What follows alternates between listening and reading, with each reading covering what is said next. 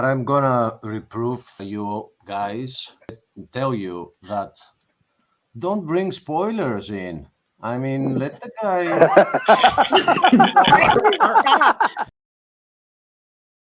Kent, ultimately, intelligent design amounts to nothing more than pointing to holes in evolution. You don't think so? I'll tell you what.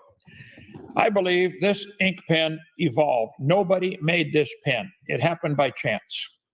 Anybody that believes otherwise and tries to point to evidence for it being intelligently designed, you're just trying to poke holes in my theory, aren't you? That's how dumb your comment is, crybaby. It's dumb. Take it down. You ought to be embarrassed by that, okay? Not the people believe in intelligent design because there's obviously a designer. They're the designer of an ink pen, okay? If I said nobody made this stapler that looks like a dinosaur, nobody made it, you'd think I was an idiot. And I think anybody who thinks one cell in your body is way more complicated than the space shuttle. And I think you're an idiot to not believe there's a designer. Tell everybody I called you an idiot. Okay? Sweetly in Christian love. What? Bro, what are you talking about, man?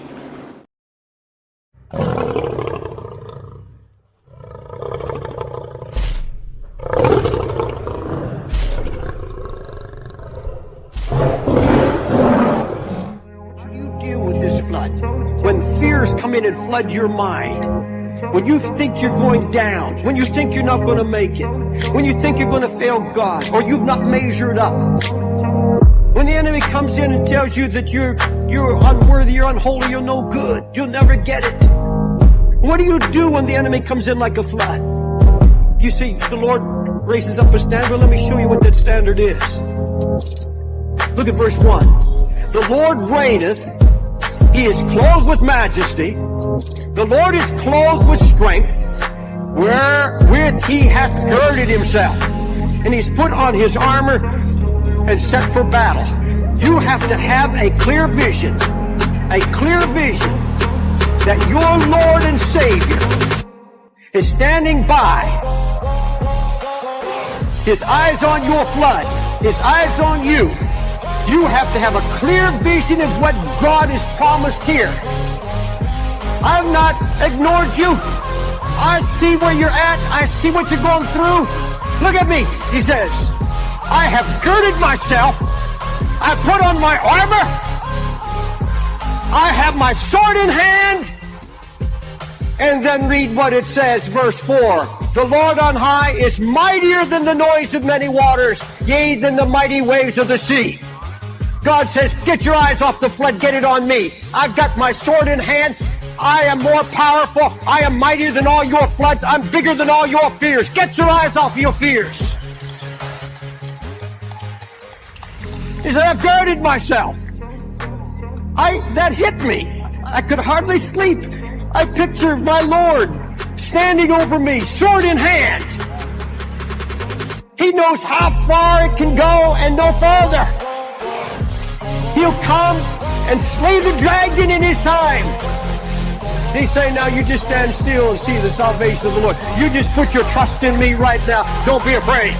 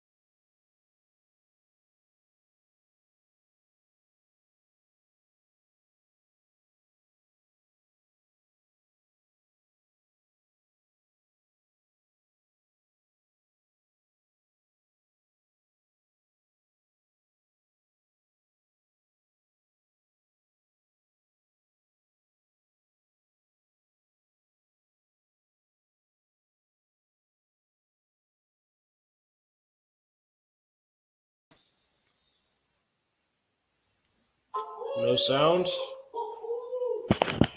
Got no sound. Oops.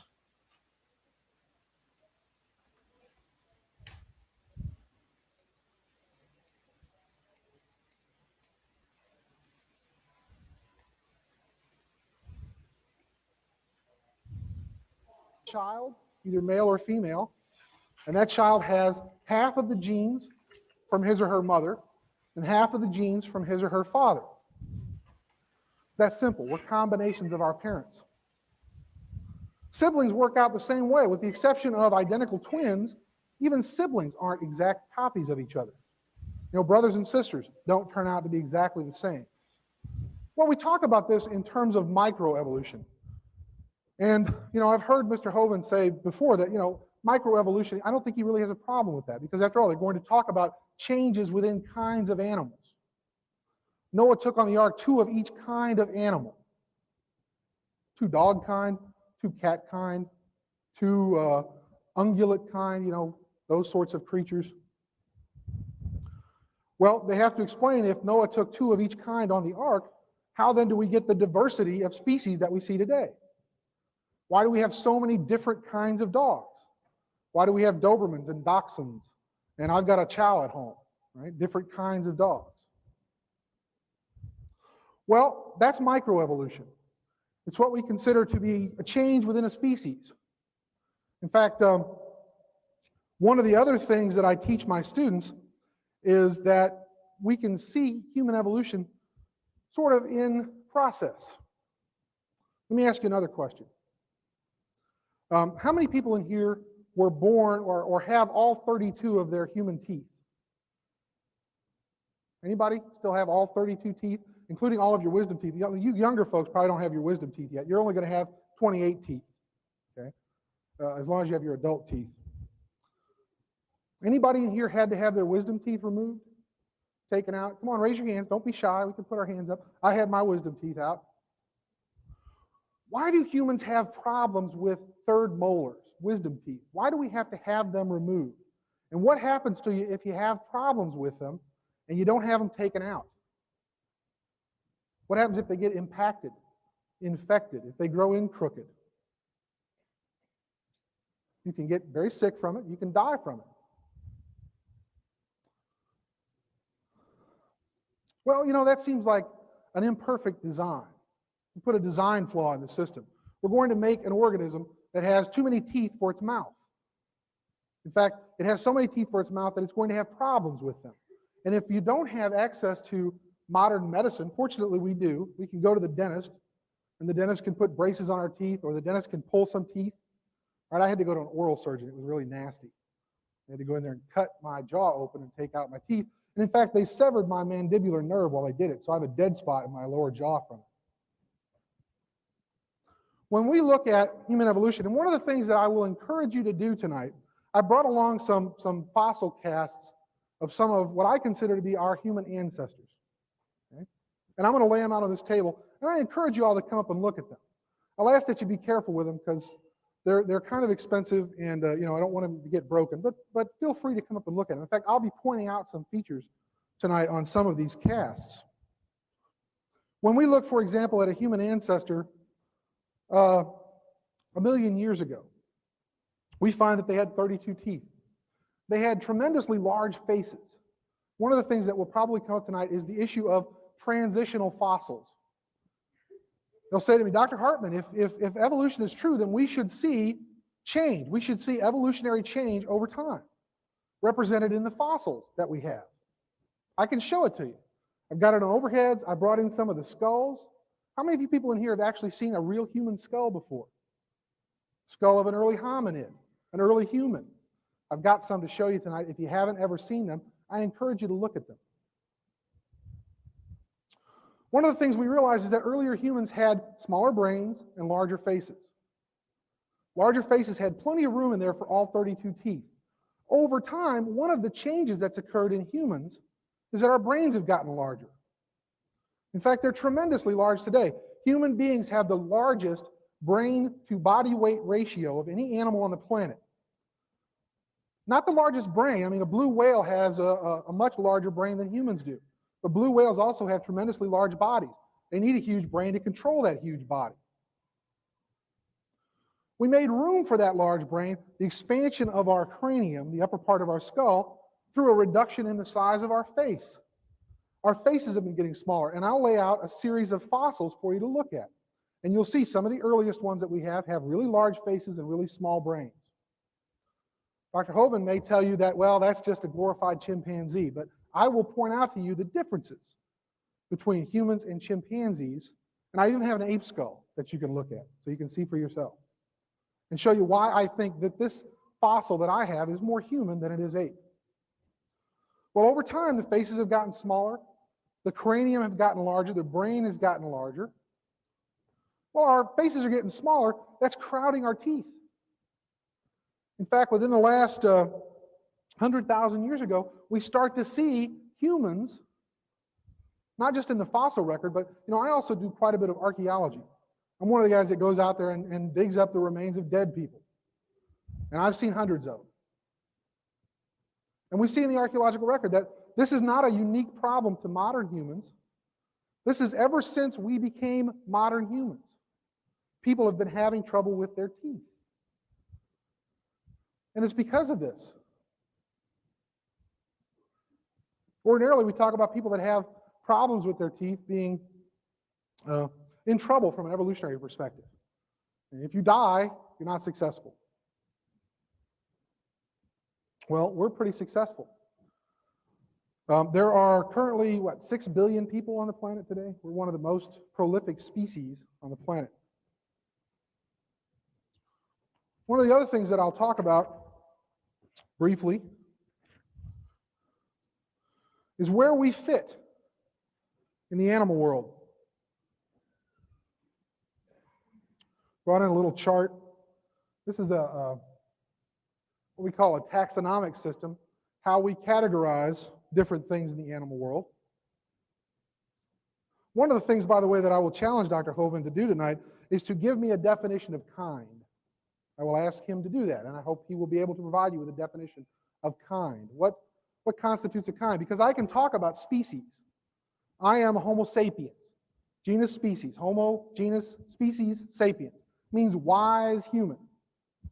We got to do the naming, so we got to say that we're wise humans. In fact, to the subspecies, we consider ourselves Homo sapiens sapiens, really wise humans.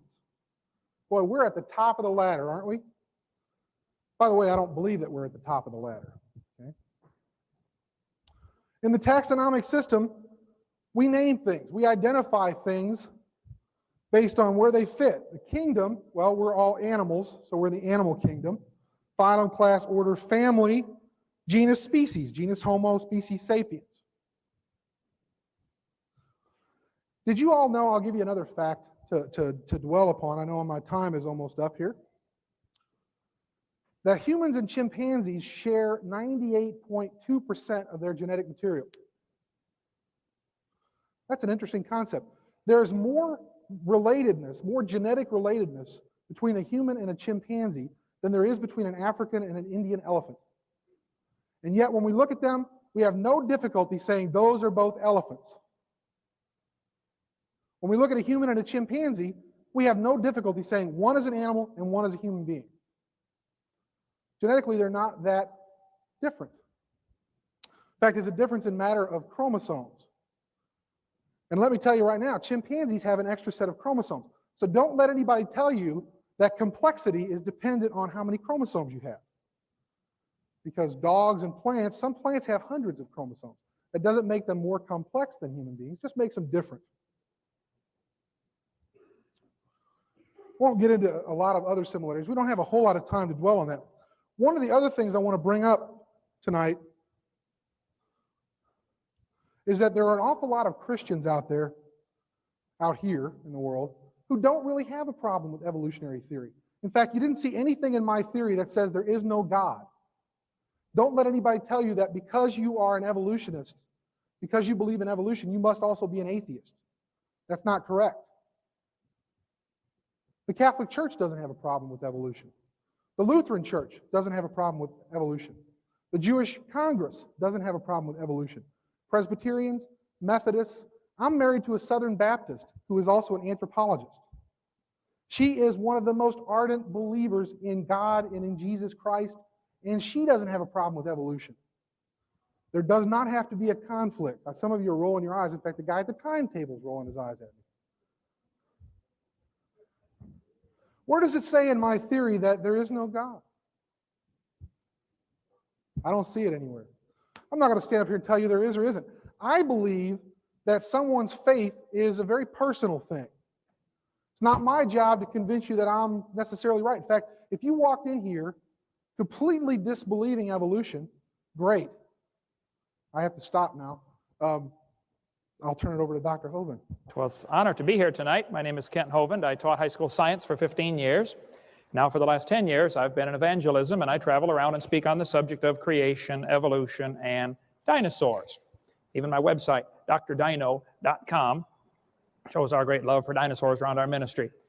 I appreciate Dr. Hartman coming tonight. It is surprisingly difficult to find an opponent to debate on this topic, and I'm very much honored that he would be willing to come tonight.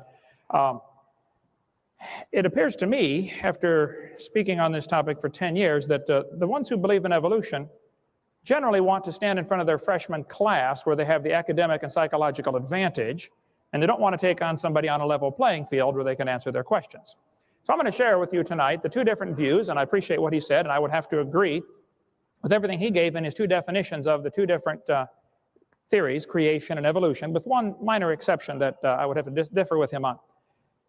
The Bible teaches very clearly that God made the world in 6 days, and he did it about 6,000 years ago. He said up to 10,000 years ago. Well, maybe so, I don't know. But certainly the dates in the Bible add up to about 6,000. And then 4,400 years ago, there was a worldwide flood, and a fellow named Noah built a big boat and saved all the animals on board. This is the biblical view of history. The evolutionist view says 20 billion years ago, some say 15, some say 12, the numbers vary, but a long time ago, there was a big bang. They don't know what exploded, but they think there was a big bang. And then 4.6 billion years ago, some say 4.5, the earth cooled down and formed.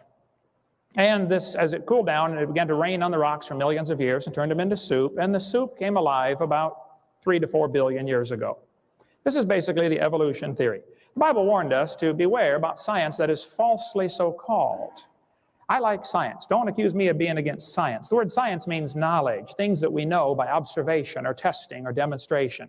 It is my contention that there is absolutely nothing about evolution that is scientific. And I'll give you the 6 different meanings of the word evolution in a minute. But 5 of them are purely religious. There is no scientific evidence for them at all. And we offer $250,000 at our ministry for somebody who can give real, empirical, testable evidence for evolution. I think kids are being brainwashed. They lose their faith. One professor said he was, at 15, became a Christian, joined the Southern Baptist Church, loved Jesus, but we went to University of Alabama, where I spoke yesterday. He lost his faith. Some professor got him to doubt God's word. Actually, 75% of kids that go from Christian homes to secular universities will end up losing their faith by the end of their freshman year. Evolution is a religion. It violates the obvious first and second laws of thermodynamics. It does not explain where matter comes from, where energy comes from, where the laws come from. It does not explain how things get better without an input of enormous amount of energy and an intelligent force to organize the energy. It's a total violation of the known laws of science. It gives time, space, and matter the same character traits that we give to God, able to create things. Evolution, I think, is a dud of a theory. It requires faith in all sorts of things. It requires faith that life can come from non-living matter. Nobody's ever seen that. It requires faith that an animal can produce a different kind of animal. Nobody's ever seen that happen. Members who no longer believe are excommunicated, just like any other religion. If a professor at the University of Little Rock stood up in front of his class and said, "Students, I no longer believe in evolution. I believe creation is true," there is a good chance that people would try to get him fired from his position. Dean Kenyon at Stanford University, they tried to fire him. He was a 20-year tenured professor of biology. He wrote books on evolution. But as soon as he got converted and became a creationist, they fired him. He sued them. They finally reinstated him as a lab assistant, which is what college seniors do, only because he believed in creation. Last week, I sat in the living room of Robert Gentry, who worked at Oak Ridge Laboratories in Knoxville, Tennessee. He wrote major articles for magazines like Science and Nature, published all sorts of articles in major science magazines until they discovered he was a creationist, and his funding was shut off at the spigot instantly. Call him up, Robert Gentry. He's got a website, halos.com, H-A-L-O-S, and he'll be glad to talk to you about it. There are case after case where people are excommunicated because they no longer hold the faith of evolution. It is a religion. Only members in good standing are considered worthy of judgment. So if you don't believe in evolution, therefore you can't be a scientist, therefore all scientists believe in evolution. They define the terms, and of course, if we're under those ground rules, of course they're going to win the war in that situation. Evolution attempts to provide basic answers to the questions of life. Who are we? Why are we here? Where did we come from? Where are we going when we die?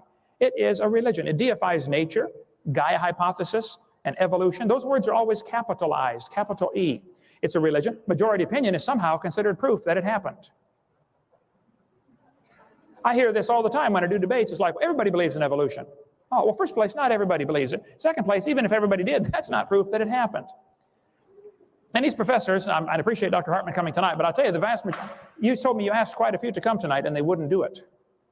We probably get 1,000 to 1 refuse to debate, as opposed to the few that will come debate. And I certainly appreciate the opportunity tonight. Darwin, when he was 22 years old, graduated from Bible college to be a preacher. He set sail on board the Beagle in 1831. As he sailed around, he came to the Galapagos Islands, and he noticed there were 14 different varieties of finches based upon their beak shape. Charlie concluded that probably all the finches had a common ancestor. I bet you're right, Charlie. It was a bird. And then he concluded that this probably proves the birds and the bananas are related. Charlie said in his book on page 170, "It is a truly wonderful fact that all plants and all animals throughout all time and space should be related to each other." Would I be quoting this correctly to say that he is claiming that the birds and the bananas are related? I don't want to put any words into his mouth, but that is what he's saying, isn't it? Everything is related. See, what Charlie observed is called microevolution. And the whole argument here tonight is going to be over the definition of this word evolution. The kids, I think, are being deceived by the slippery definition of that word. Microevolution says dogs produce a variety of dogs. Roses produce a variety of roses. Folks, that's a fact. It happens. The Bible said it would happen. 10 times in the first chapter, God said the plants and animals will bring forth after their kind.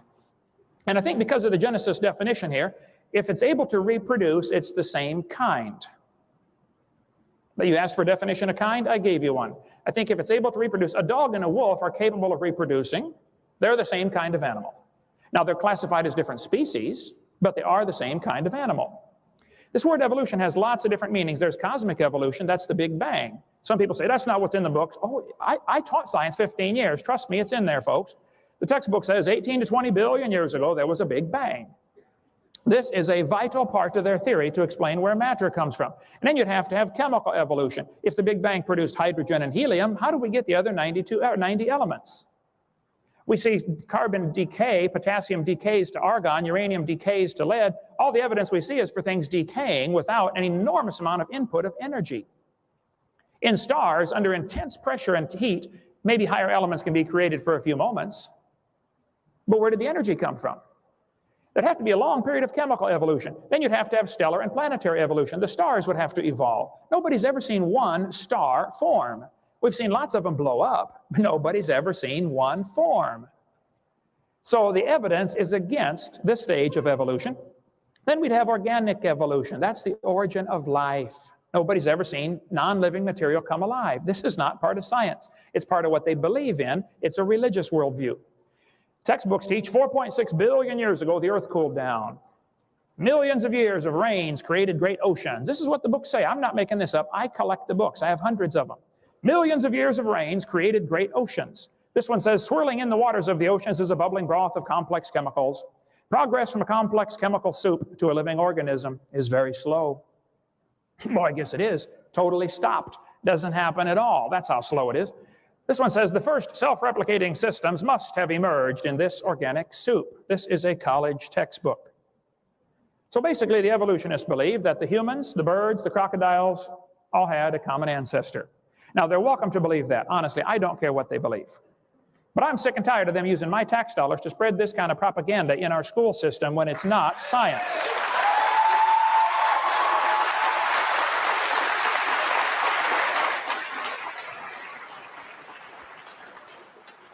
Charlie Darwin said, if my theory be true, numberless intermediate varieties must assuredly have existed. Boy, you're right about that, Charlie. There should be billions of intermediate varieties. Where are they? Even David Ropp, who's a strong believer in evolution, said, in the years after Darwin, his advocates hoped to find predictable progressions. In general, these have not been found. Yet the optimism has died hard, and some pure fantasy has crept into textbooks. Oh, you're kidding. Fantasy in the textbooks? Oh, believe me, they are full of fantasy. I would like to point out, if you find a fossil in the dirt, like the fossil replicas on the table over here, all you know is it died. You don't know, you know where it died at, and you know where it ended up being buried at, but that's all you know. You don't know that it had any kids, let alone different kids. You found a bone in the dirt. Okay, it died. And I'd like to ask the question, why is it you think bones you find in the dirt can do things that animals today cannot do? Monkeys today are still having babies. Make another human. I want to watch it this time. Apes are still having babies. Humans are still having babies. Everything's still having babies. Why don't we ever see an animal produce a different kind? Why is it can only happen long ago and far away? Let's see it happen. It's not observed. Fossil evidence wouldn't hold up 1 second in a court of law. The problem is evolution doesn't have to be proven in a court of law. It has to be stuck into the brains of these unsuspecting freshmen when they go to college. And they don't have the option because that teacher's going to give them a grade. But I'll tell you, if we had to go to court of law and they said, where's the evidence? What's the best evidence that any animal has ever changed to a different kind of animal? The best evidence they claim they have, is the fossil record. And yet there is no fossil evidence that any animal ever produced a different kind of animal. And like I said, if you find a fossil in the dirt, that's not evidence that it had any kids at all, let alone different kids. So we have cosmic evolution, chemical evolution, stellar evolution, organic evolution. Then we would have to have macroevolution. That's changing from one kind of animal to another. Nobody has ever observed that. Finally, we have microevolution. Now, the first 5 are religious. The last one is science. And the kids are going to be confused with the definition of the word evolution. There's a lot of varieties of dogs, and they probably had a common ancestor, and it was a dog. You might get a big dog or a little dog, but it's still a dog. And a 3-year-old can tell you it's the same kind of animal. Okay, boys and girls, here we have a dog, a wolf, a coyote, and a banana. Which one is not like the others? Well, duh, it's the same kind of animal. What's going to happen, though, the teachers are going to give thousands of examples of microevolution. Like he mentioned, we're different than our parents, and our jaws are smaller, and the wisdom teeth don't fit. Well, that's a micro change. We're still a human. He's giving examples of microevolution, and then he's going to try to make you take a giant leap of faith and logic into believing that that somehow is mystically evidence for macroevolution. And it just isn't. Macroevolution is a fantasy based on imagination. It doesn't happen. And they spend a lot of time arguing about where is the line between micro and macro. Well, I don't know exactly where the line is in some cases. I think that might be a good field of research. But that certainly doesn't mean the other ones are included. See, the other 5 definitions are smuggled into the textbook, writing on the coattails of examples of macroevolution. They're just smuggled in, folks. There's no evidence for them at all. I defy somebody to show me some evidence. We've got no argument with truth. Man, I love truth. I love science. But evolution has no scientific evidence to back it up. Truth comes from God. I'd like to see some evidence to back up evolution. We welcome any challenge. I have a standing offer. We offer $250,000 for proof for evolution. I mean, come on, let's have it. And I pay for my tickets to fly to do these debates. It's so hard to find an opponent. Honestly, I'm not a professional debater. I've never had a class on debate in my life. And usually the evolutionists are a lot smarter than I am, but I'm right and they're wrong. It's very easy to win a debate like that. We only object to lies being included in with the textbooks. If there's some real evidence for evolution, I would like to see it. There is none. In advertising, it's called bait and switch. It happened tonight already. Dr. Hartman gave his definition of evolution. Look at this textbook. Evolution is change over time. Is that really what they mean?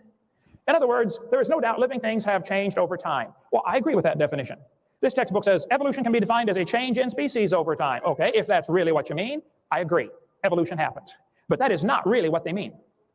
They suck the kids into believing in evolution with this one definition, change over time, which everybody's going to agree with. You're different than your parents, aren't you? Of course you are. And then as the kids get indoctrinated, they slip in the other cosmic evolution, Big Bang, organic evolution. And they're told, if you don't believe in all this other 5, then you don't understand science. Well, I resent that. I was in a debate in El Paso, Texas a few weeks ago, and the professor basically said over and over throughout the debate, well, you know, the average person just doesn't understand the complexities of this topic. I said, folks, what he's trying to say is he's smart and you are dumb. That's what he's very much trying to, not to avoid saying, but that's what he means. There is no evidence. See, variations happen, but they have limits. I agree variations happen. You might get a big pig or a little pig, but you're still going to get a pig, and there's a limit. You're never going to get one as big as Texas. There's a limit. Roaches become resistant to pesticides, but they'll never become resistant to a sledgehammer. There's a limit. And it's still a roach, by the way. They don't produce any new kind of plant or animal. Variations happen. Christians and creationists have no argument with that, but they have limits. Big dogs and little dogs are still a dog, and nothing new is added to the gene pool. Thank you.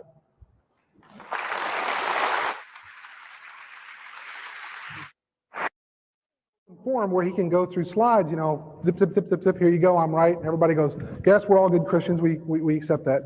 I would ask him to accept one of those debates where he can put his thoughts in words, where everybody can see them, give his evidence, put it up there, let people scrutinize it, give people a chance to respond to it in writing, give people time to think about it.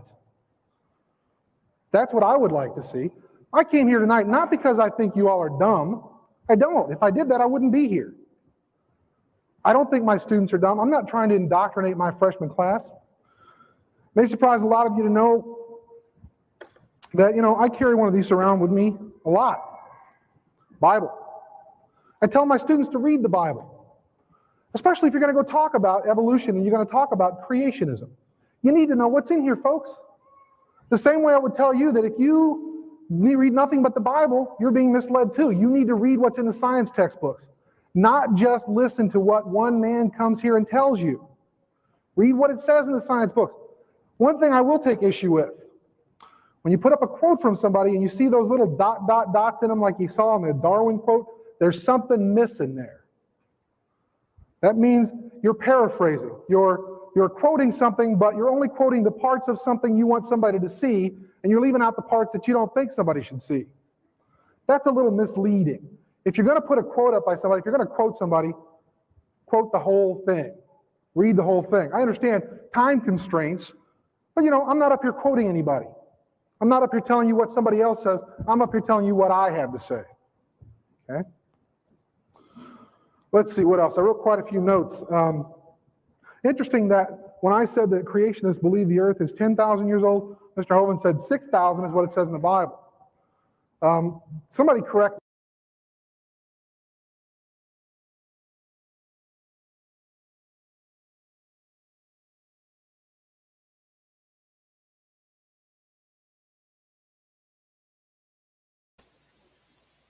All right.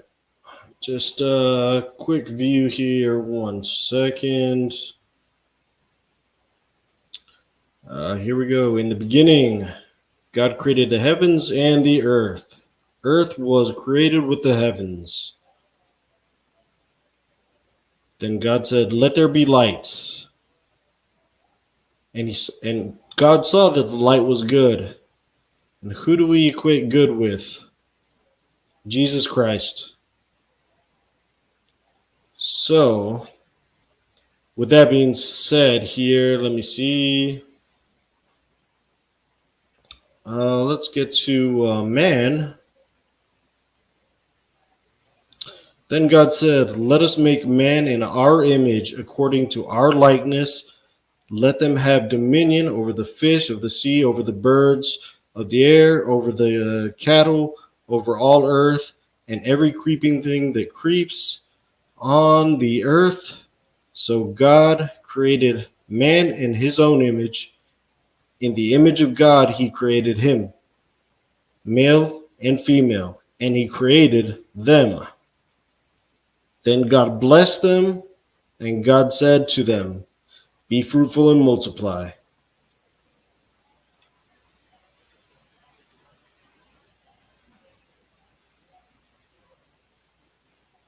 There's something missing there. That means you're paraphrasing. You're quoting something, but you're only quoting the parts of something you want somebody to see, and you're leaving out the parts that you don't think somebody should see. That's a little misleading. If you're going to put a quote up by somebody, if you're going to quote somebody, quote the whole thing. Read the whole thing. I understand time constraints, but you know, I'm not up here quoting anybody. I'm not up here telling you what somebody else says. I'm up here telling you what I have to say. Okay? Let's see what else. I wrote quite a few notes. What you got to say, mister? Let's go over your notes. Interesting that when I said that creationists believe the earth is Mr. 10,000 years Akins. old, Mr. Hovind said 6,000 is what it says in the Bible. Somebody correct me because I'm kind of rusty on this, but Adam was created on the 6th day. Is that correct? Well, in Paul, he says, a day unto God is like 1,000 years unto us. So on the sixth day, the earth was already 6,000 years old.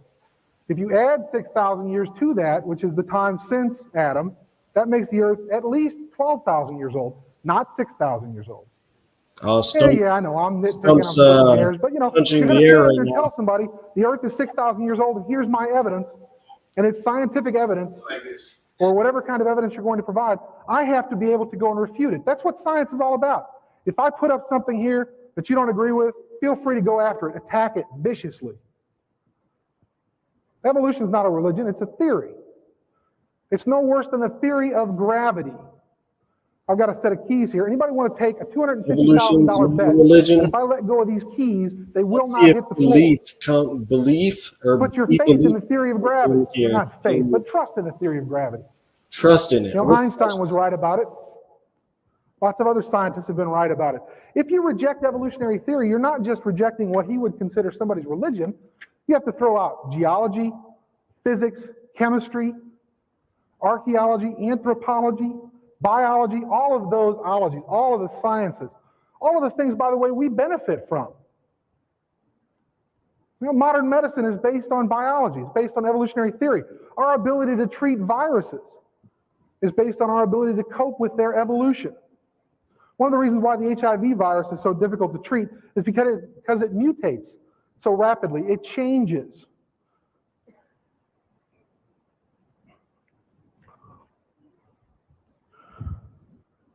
Let's see, what else? Capable of reproducing. His definition of kind.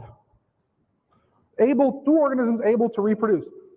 Definition of species, the scientific definition of species, are two organisms that mate naturally and produce fertile offspring.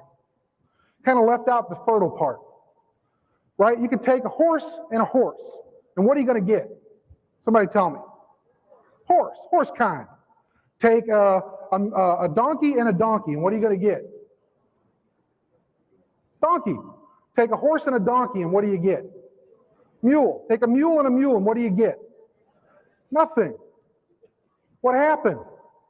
Wait a minute, they should be able to reproduce after their kind. If they're all the same kind of animal, you should be able to get a mule and a mule together and produce more mules. You can't do it that way, folks. You have to start out with a horse and a donkey. Maybe they're same kinds. If they're the same kinds, they should be able to reproduce after their kind. And their kind should be able to reproduce after their kind. But they can't. There's a problem there. Oh, the fan's blowing my notes. Thank you. Yeah, I've tripped over that a couple of times. You have to be careful of the podium up here. We don't see stars form. Well, I've seen some images from the Hubble telescope that look pretty impressive. Star formation. You should check out NASA's website. They have some pretty amazing photographs, not just of star destruction, but of star formation. Public schools don't like the idea of evolution being taught in public schools. Well, that's a matter of personal opinion also. And you talk about not letting the majority rule, that's the whole basis of this country. We're getting ready to elect a new president. How are we going to do that?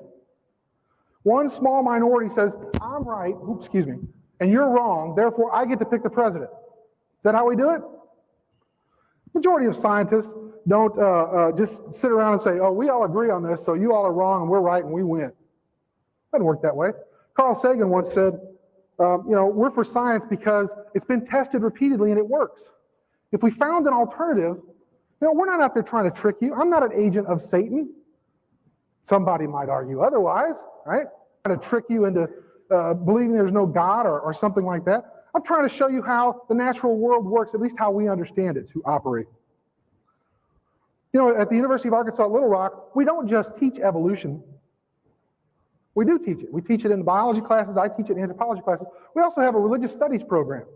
That's a public university, and we teach classes on religion, and we study religions. Amazing. Your tax dollars are paying for people to go and study religion. How can that be if we're all against religion?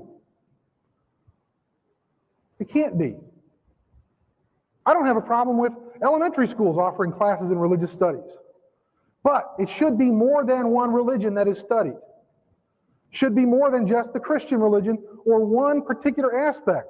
After all, if you all are Baptists, you don't want your kids to go to school and learn how to be good Catholics, do you? I grew up a Catholic. Maybe I don't want my kids going to school learning how to be good Baptists. There are differences within Christianity. How many of you want your kids to go to school and learn how to be Seventh-day Adventists who don't quite believe the same way that other Christians do, or Mormons? See, whose version of creation should you teach? Just the one in the King James Version of the Bible? I grew up Catholic. I don't use the King James Version of the Bible. I guess I'm wrong for that. I guess I'm going to hell for that. I don't believe that. The Pope doesn't believe that. I have a very good friend of mine. He's a Seventh-day Adventist. He thinks the Pope is the Antichrist. The nice Pope, Pope John Paul II. I don't know. Well, let me give you, let's see, how much time do I have left? About 6 minutes? Okay, plenty of time. We do observe microevolution. We can observe it. Just because macroevolution, we say, well, it takes longer time than we have to sit and observe it. We talk about empirical evidence. Well, I want to talk about Mr. Hovind's, or Dr. Hovind's challenge too, by the way. Empirical evidence. Well, I'm sorry if it takes, 100,000 years for something to change. I'm not going to live that long. In fact, unfortunately, we haven't been writing about things that long in order for us to actually have these kinds of observations. Give us 100,000 years. Come back then and check in, and I'm sure we'll have some good evidence for you. Can't do anything about that, folks. We can look at microevolution, and we can decide that microevolution is simply a matter of accumulated change over time, and eventually it produces what we consider macroevolution. Let me show you something.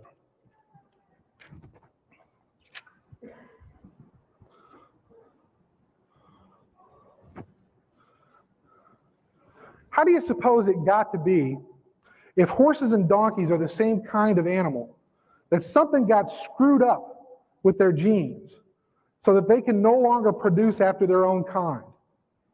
How did that happen? Well, I think it's because the populations got isolated. Suppose there was a primitive horse kind. Let's not even talk about species. Okay? Microevolution says that there will be change over time. Macroevolution is just an accumulation of those changes such that you get something that can no longer reproduce with what it once was. It's that simple. Here's a little diagram. Two deans of a single species, two populations of a single species, if you will, separated by some kind of barrier, a water barrier. If you have organisms that can't cross a river and a river flows between them, it effectively isolates the two groups of populations. Put the horses on one side, the donkeys on the other if you want to. Over time, microevolution happens to both of them. If we're willing to grant that microevolution can change somebody's teeth, why not somebody else's reproductive system? See, we can say that, well, it works on teeth, but it doesn't work on anything else. It works on everything, folks. Microevolution works on everything. Eventually, you've got enough change to where maybe their genes don't quite match up. The problem with humans and chimpanzees is that chimps have 48 chromosomes and humans have 46.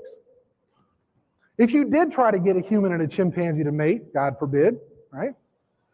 You couldn't produce anything because they have incompatible chromosomes. When the sperm and the egg get together, there's a chromosome left over, and it happens to be a big one.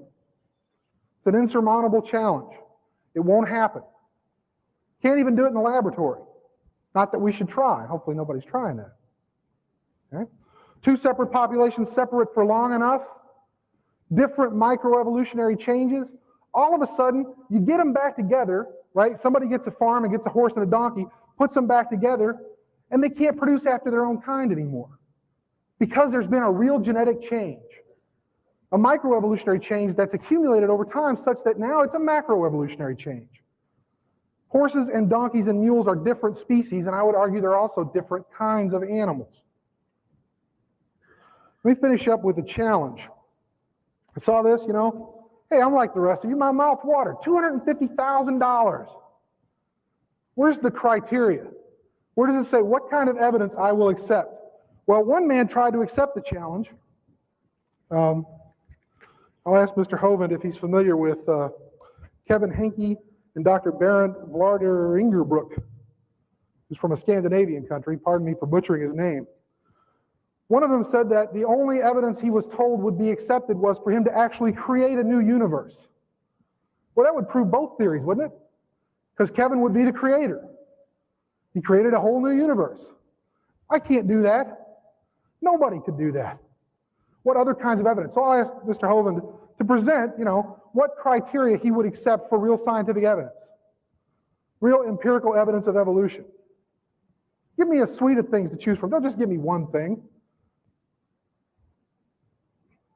Also, I checked out his website. You should check it out, by the way, www.drdino.com. I believe that's it. Because he goes into this. There's a panel of judges who will review the evidence.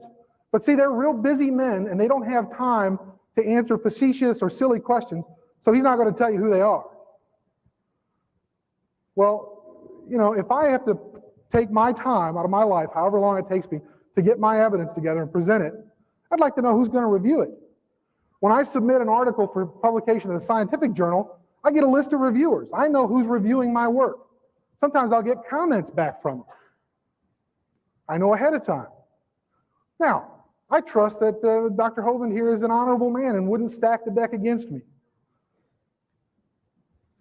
I'd like to know who the 6 people are, or however many judges there are, who they are and what their backgrounds are, whether or not they're creationists, whether or not they're evolutionists, those kinds of things.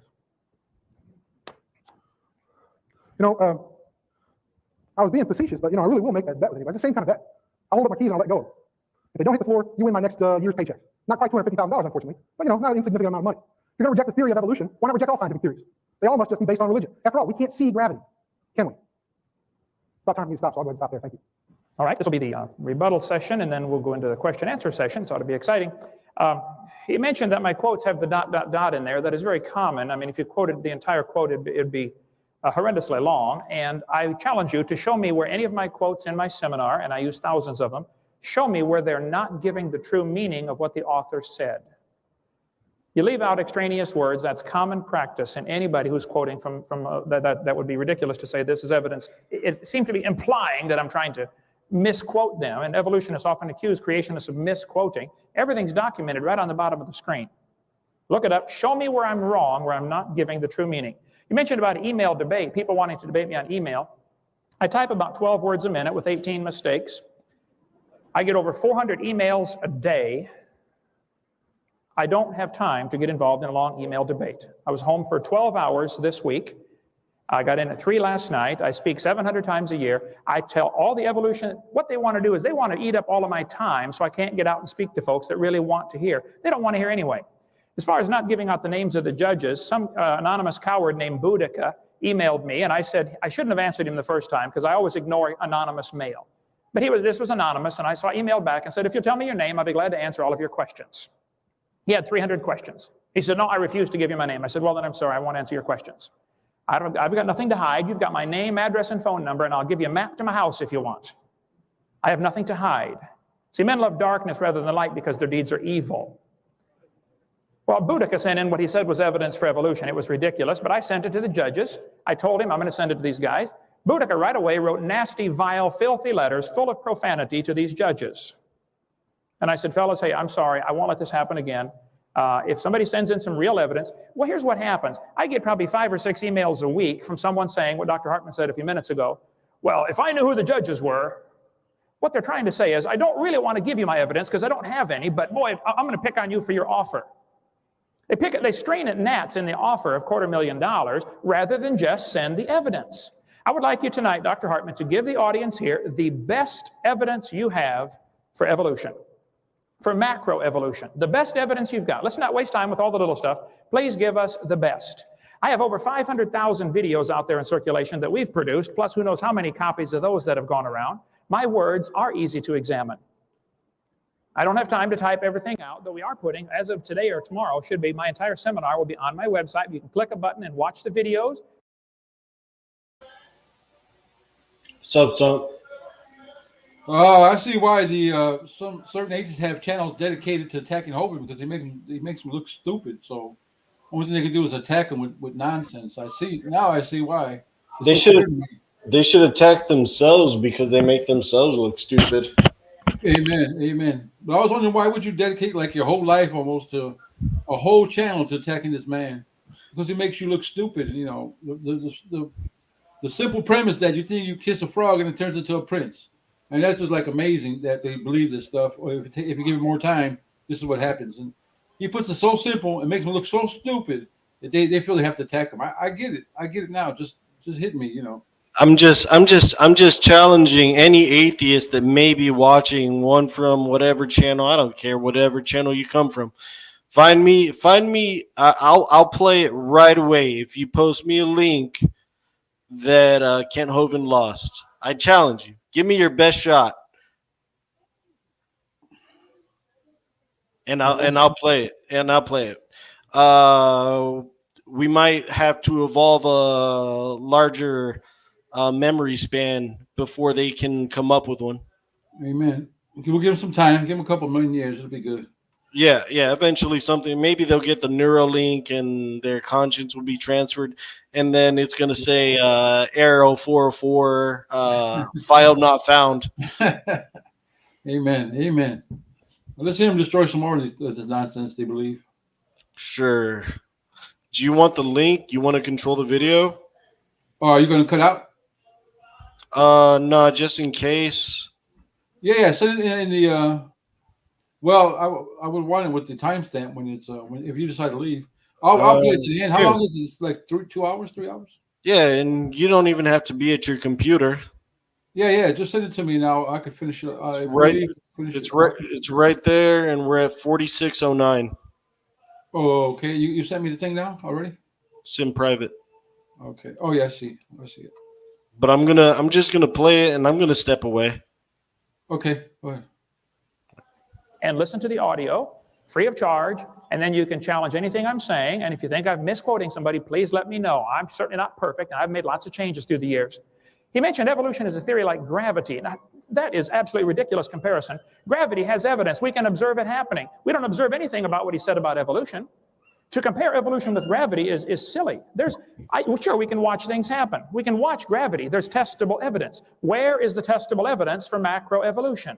Where is the testable evidence for cosmic evolution? Where is the testable evidence for organic evolution? There is none, and that's what my offer is all about. So 30 years later, still none. And then he said, we should, if we reject evolution, we have to reject science. Well, that's a ridiculous comparison. I don't reject science. I defy you to show me one beneficial thing we have in the world today because of the evolution theory. What good has it done? Is that why we have electricity? Is that why we have computers or video projectors? Is that why we have, can you name anything we have in the advancement of science because of the evolution theory? When you have your time in just a minute. As far as mutations of viruses, modern medicine, all of the branches of modern science were started by creationists. The evolution came in like a leech and took over what they'd already created. They don't ever create anything new. They take over universities that were started by Christians and creationists, like 97% of the first colleges in America were started by Bible-believing Christians. They come in there and take them over, but they don't start their own. It's like a leech. They got to take over what somebody else does. What good has evolution done? You mentioned about star formation. I believe I got your quote. You said it may be happening now. You saw some pictures of the Hubble telescope sending back.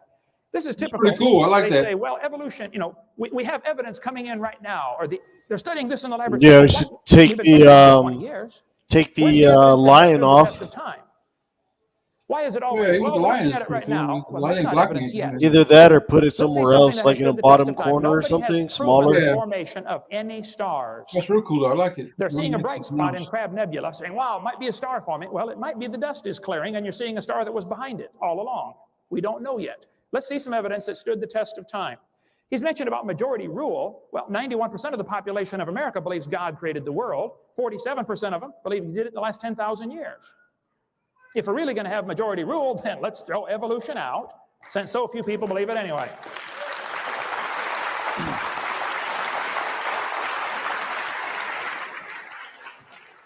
He mentioned about 98% DNA similarity. Now, this is interesting, since only 1% of the DNA has even been studied and analyzed and decoded. It's a little premature to say it's 98% similar. If it is 98% similar, 98.2, I believe you said, to humans and chimpanzee DNA, that would prove we have a common designer. Doesn't prove we have a common ancestor. The same God designed the animals. That's what it proves. I think it was pretty smart for God to make all of the plants and animals from the same basic amino acids so that a brown cow can eat the green grass and digest it. And turn it into white milk, which turn it into yellow butter, and I eat it and get blonde hair. All Yeah, made from the same amino acids. That's not proof. Pin a comment. Do you have to do it on YouTube? The designer was thinking. See, if we didn't all have the same similarities, we could only eat each you have to other. do it on the We Proverbs wouldn't be Guy able to channel. digest anything else. So it was smart for God to make things from the same building I mean, blocks. with The you argument that you similar DNA proves a pin common somebody- ancestor somebody told me is pin. like saying, I have two books on the table, and I've Just analyzed pin the all link the words to in these two join the books, stream. and I noticed they have exactly the Oh, same okay. Well, 26 I letters. don't want like this knuckleheads eating No, and stuff. I'll They kick would, them wouldn't out. They'll just appear This proves they both backstage and evolved from an they explosion can in a watch print from the shop 10 comments. billion years ago. Okay.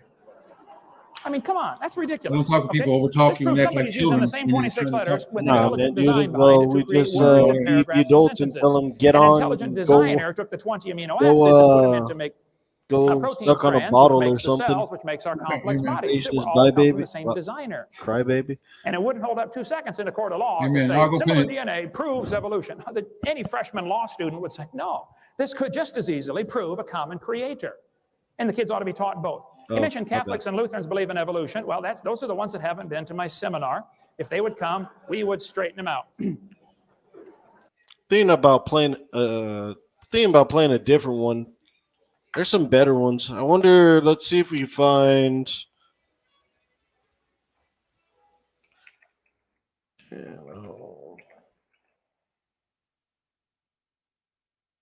Hate this muting on screen stuff. I forget it. It's muted. He was he had a good show right before I saw you were on here. 5, 4, 3, 2. To live to be nearly 1,000. The Greeks talked about it, the Babylonians talked about it, the Sumerians. Everybody talked about this golden age. Why? Well, that's predicted based on the creation. It's not muted, viewpoint, right? okay? You can hear it? I predict there will be skeletons found of people showing signs of great Stop. age because they were living to be Hello? much Yeah, older, I could hear before things Take a minute to get back and to the as screen. you grow, though. especially the brow ridge of your head never Yeah, I stops can hear growing. the video. Yeah. The constant pull on the back of your head, the occipital bun, based on just the muscles from holding your head forward, is going to elongate the head over 200 or 300 or 400 years. People would look exactly like the Neanderthals look. Brain 13% bigger than ours, few strange things about their head, but 100% human in every respect. I predict that there will be biological problems with modern man, such as wisdom teeth, because we're not as big as we used to be. And we're developing probably faster. People are maturing faster. They're only living to be 80 I've or heard 90 this so instead of many living to be 100. times. And I wisdom teeth think are I probably played today at not because of 1.5 evolution, or because we're actually genetically 1.25. inferior to the I've original heard these mammal, debates Adam and Eve. so many I predict the times. universal Can you do longing for things to be 1.25? restored to the Garden of Eden conditions. I'm not playing it right now. You are. Okay? No, I know. What I'm difference does it make asking if you. believe in Oh, evolution it is or on creation? Well, if evolution is true, 1.225. how do we tell right from wrong? Anytime tonight, I would like any one of these gentlemen to answer the 1.25 simple don't sound bad. question. 1.5 If sounds evolution kind is of true, hard to understand. I mean, does at anybody 1.25, tell right that's like from Ken wrong? Hovind talking at If I want you to nine make a list of 10 things that are nine wrong, times the speed. before you put anything Yeah. on Then the you get list, I the want to know how are you evolutionists, even if deciding? it's 3 Are you evolutionists, deciding right from wrong based on it's what Osama bin not Laden fast thinks? enough. Right. Do we decide right from wrong based on what Congress thinks? Do we decide right from wrong based on the majority? How do we decide right Morality. from wrong? Simple question I've never had it answered. If evolution is true, death brought man into the world, and death is actually the hero of the plot. Because if evolution is true, one animal evolves a little better than the rest for some reason, maybe a mutation or something. What must happen to the rest of them? They have to die. Otherwise, the good genes are diluted back into the population and lost. Evolution is a religion of death. Death is actually the hero of the plot. If the Bible is true, then man brought death into the world. If evolution is true, death brought man into the world. These two views cannot possibly be more opposite. Somebody is wrong. And I enjoy showing them who they are, and that's why I'm here. Okay, now, the Bible says clearly that by one man, sin came into the world, and death by sin. The reason we have death and suffering today is because of man's disobedience to the Creator. The Bible says by man came death. In Adam all die. We have suffering and death because of man's disobedience. If evolution is true, you could read Charles Darwin's book, page 170 or page 217. He said, hey, the death and struggle for life is a wonderful thing. That's how we get ahead. Okay? Now, the creation view says there was a flood about 4,400 years ago. Now, this would make a few predictions based on the idea that there was a universal flood. I think All I right, could you predict that you the Earth will posted have the link. hundreds of layers of All right, strata. pinned it, yeah. Floods automatically All do right, that. yeah. Moving water Look, sorts if you see particles in all somebody sorts of that you layers. don't You can know, get a jar or of dirt, add that you some do water to know, it, and you shake don't it want up, them and to set it join, down, and in 20 just seconds you'll have kick them out. layers forming in your jar. Moving Yeah, water yeah. I'm not gonna have automatically anybody sorts particles. It's overtalk called and make false hydrologic sorting. accusations You engineers against ought to know me about out that. here. I predict, based They on the can, Bible If teaching they of can the go home. flood, that there will be Someone, billions if of it's someone you don't know, fossils, tell them including to coal turn and your oil, found webcam in on, those give layers us a of thumbs sedimentary up, rock that we and find all over the Earth. I predict that there will be huge Amen. canyons they and can just deltas showing follow evidence the of rules. rapid, But massive just erosion. have your I predict there will be finger, legends of this your worldwide trigger flood finger found in ready on that cultures all over boot the button, though. world. You never know with That's a these people. prediction based on the biblical Amen. view. Y'all got all kind of different accounts. Biblical view I like to Yeah. see of Sterling coming creation tonight. That'd is be cool. certainly I like to see that. scientific. It I makes bet predictions. you that would Okay. I predict there'll be petrified lift up your trees heart a in the little bit. vertical Yes, position, I put my mind to extending rest. through all of these I'm layers. still not sure about that. Thousands and thousands of these It's trees have not. been found around the world, That's good. I hope petrified, not. That's why standing up, I just connecting left it at that. layers I that hope, some I hope people it's want you not. to believe are different ages. I got no way of Now, I don't know how long judging a dead otherwise. tree But stands if up it around was him, here I'd say before we it should falls probably try to down. But reach up in out to him and help Pensacola, you him. get maybe 5 But or 10 years maximum give it before to him, the that's tree good. falls over. Amen. And yet they're telling us these layers are different ages. We have dozens of pictures of these polystrate fossils on our website, drdino.com. Now, if somebody wants you to believe the layers are different ages by millions of years, well, they're welcome to teach you whatever they want, but this is simply not in accordance with the evidence. I believe the Bible would predict we would find things like this. Polystrate fossils. A worldwide flood would do that. Now, science means knowledge, okay? A more expanded definition of science means knowledge gained by observation and study and testing.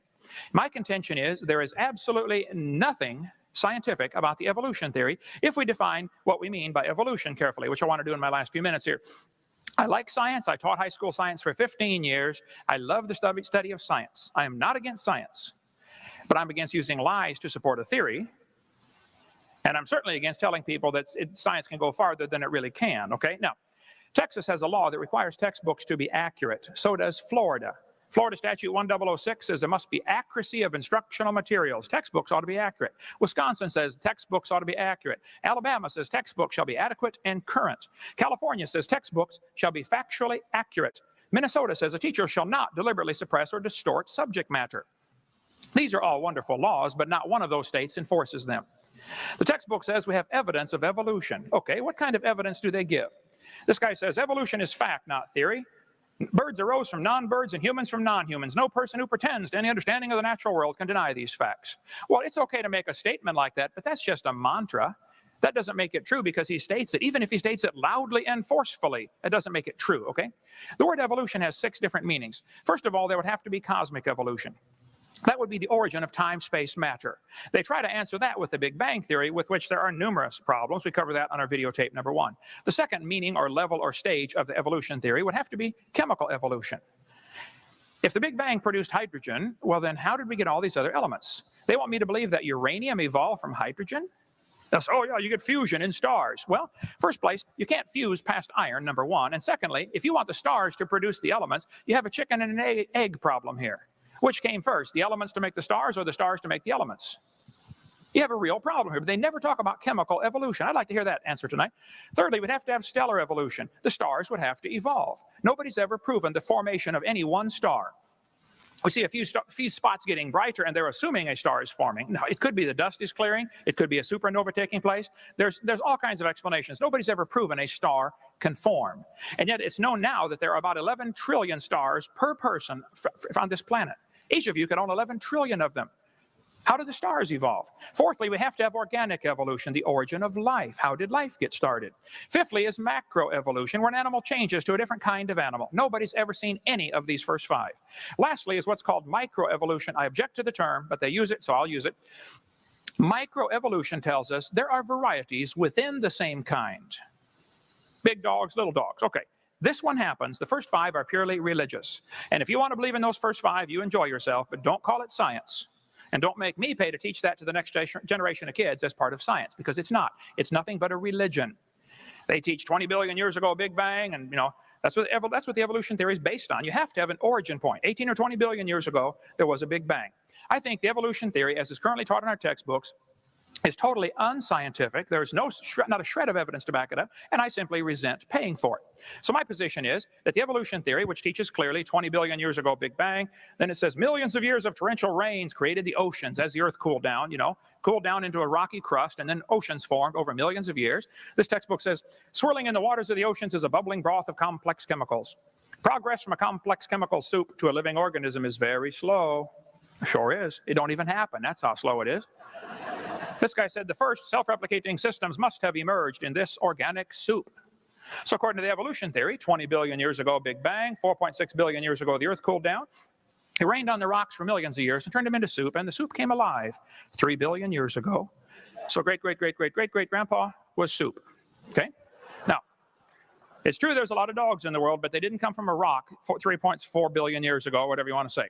So the evolution is a dying religion surviving only on tax dollars. Evolution theory is positively anti-science. There's not a shred of real evidence to support any of the theories except oft-repeated lies. Let's define one more term in my last 30 seconds.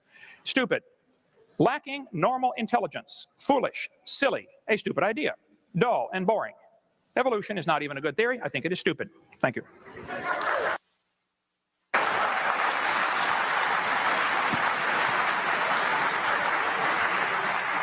Here we go. Professors, you'll now have 12 minutes to present your opening arguments, and additional 5 minutes to rebuttal Dr. Hovind's position and state a question back to him. Thank you. Well, I suppose you'd like to know what I teach when I teach evolution. I think you should take a look at the black sheet up here to see what the definition of evolution is. Biological evolution is the change in the gene pool of population over time. It's really very simple. Do we have a gene pool? Do we have DNA? Well, of course we do. Every living thing has DNA. Does it change? Well, of course it does. We can see it change. We know what DNA sequencing is. We do it all the time. We can check the genes in any plant or animal now that we want to. Has there been enough time for that to happen? Well, of course there has. If you'll take a look at the green sheet over here, you'll see that the age of the Earth has been found out by astronomers studying the age of the Earth, the geologists study the age of the Earth. We've used radioactivity to find out the age. We've used plate tectonics and movement of planets. We use biology. And what's interesting about these things is that they've all arrived at the same answer using different science. If one of them had found a different answer, there would have been something wrong. But they didn't. The astronomers agreed with the geologists, and the geologists agreed with radioactivity, and the radioactivity agreed with plate tectonics. They all agreed on a basic time that we've just heard, 4.5 billion years old. Now, how do I try to get this across to my students? Well, I talk to them about natural selection. I think what natural selection really means, if you look at the red card down here, is that everything that has genes overproduces. Everything that has DNA overproduces. So there's always more population than can be there. Let me give you an example. If you started out with 2 cockroaches, and cockroaches lived in a perfect place, a cockroach perfect place. At the end of 7 months, there'd be 164 billion of them. Well, there's not 164 billion of them because there's no perfect place for them. Instead, they're in competition with each other. They're in competition for food, they're in competition for space, and they're in competition for mating. So what happens is that there has to be a survival. Well, who survives? Some people say the survival of the fittest. Well, that means you don't understand evolution. It's not survival of the fittest. It's survival of the one that can live long enough to find a mate and reproduce. Ants work together. Only one of them is going to reproduce. The rest of them are going to try to help somebody reproduce. So it's survival of the fit, not survival. Do you understand anything that he's even saying? Like, is it making any sense to you? Let's try to analyze what he just said about ants. Only one's going to reproduce. All the other ones help him reproduce. Or, well, I guess they're talking about like a queen or something. To reproduce. So what does that mean? How does that prove evolution or what? Let me see something. I don't get it. What's for that food, point to they're in that? competition for space, and they're in competition for mating. So what happens is that there has to be a survival. Well, who survives? Some people say the survival of the fittest. Well, that means you don't understand evolution. It's not survival of the fittest. The scientists say it's survival of the fittest. Yeah, I think that's what evolution is a claim to, as far as I understand it. Yeah, but except survival of the fittest destroys evolution. Yeah, I don't know. I don't get what his point is. Maybe when he goes on, he'll say something to help. I doubt it, but we'll see. It's survival of the one that can live long enough to find a mate and reproduce. Ants work together. Only one of them is going to reproduce. The rest of them are going to try to help somebody reproduce. So it's survival of the fit, not survival of the fittest. And then, of course, what happens is those individuals get to reproduce, and that species survives. But look, we talked about billions and billions of cockroaches not surviving. Why is that? And the answer is they had some genetic changes that weren't good. The idea is to have some tiny little changes in your DNA. Maybe it takes 5 or 6, 7, 20 generations for it to show up even. But when it does show up, it's good. Evolution is extremely inefficient. So is photosynthesis inefficient. Biological processes are inefficient. It's just a bad design. But what happens is some of them make it, and some of them don't. So when I'm doing this, I'm scratching my head too. Use some kind of a Yeah, I don't science. know. So if you look at the black sheet down here with the blue markings This has around been it, like one of the I talk biggest about fossils, and I talk gish about gallops genetics, and I and talk word about salads I've homology, or the seen in a long structures of time. plants and animals. Yeah, And I so talk far I about learned ants distribution help in the each other, planet, and and I that's talk all. about embryology. That's all I've learned so But what's far. interesting about these things is they all agree. They all approach evolution from a different point of view, and yet they agree. If we didn't have any fossils at all, none, it wouldn't matter. We still have enough information to prove that evolution took place. If we didn't have any homologic structures to look at, it doesn't matter. We still have enough evolution facts to show that it took place. Now, I had a problem solved for me by the Supreme Court. It happens that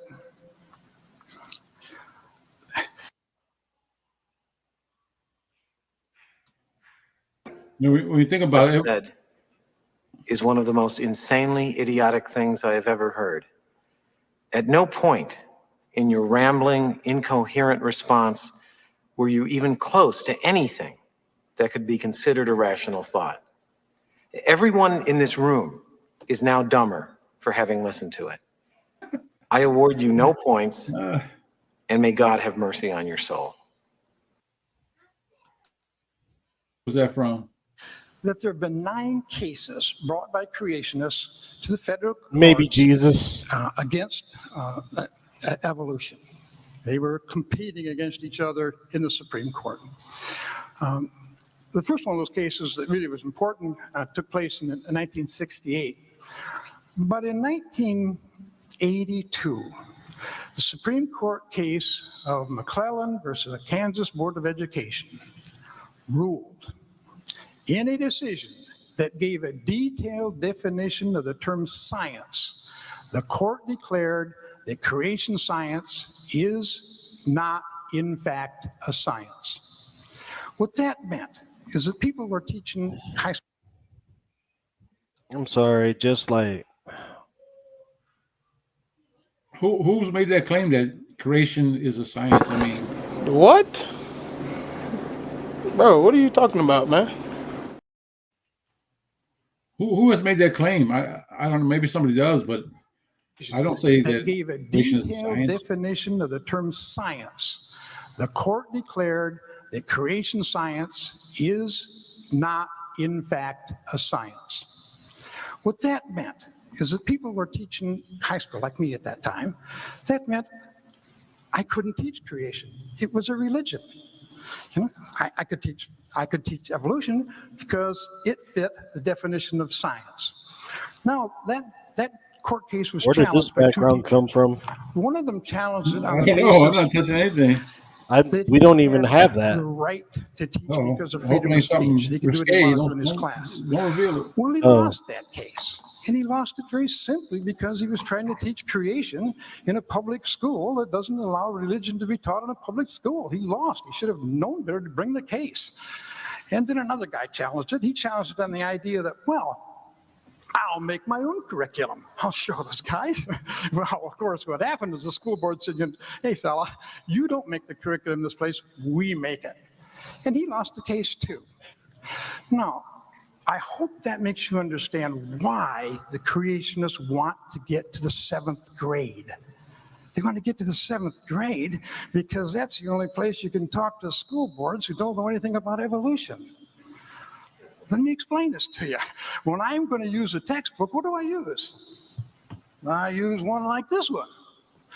Now, this textbook is a pretty basic text. It could be used in the University of Florida, University of Michigan, and any large school in the United States, even small schools. As a matter of fact, I looked at the textbooks that are used here at Embry-Riddle University. They're great. One of the ecology books here has one of the best chapters on evolution I've ever seen. It's a great book. Anyway, this is what I'll see you later. Yeah, you know what's weird, man?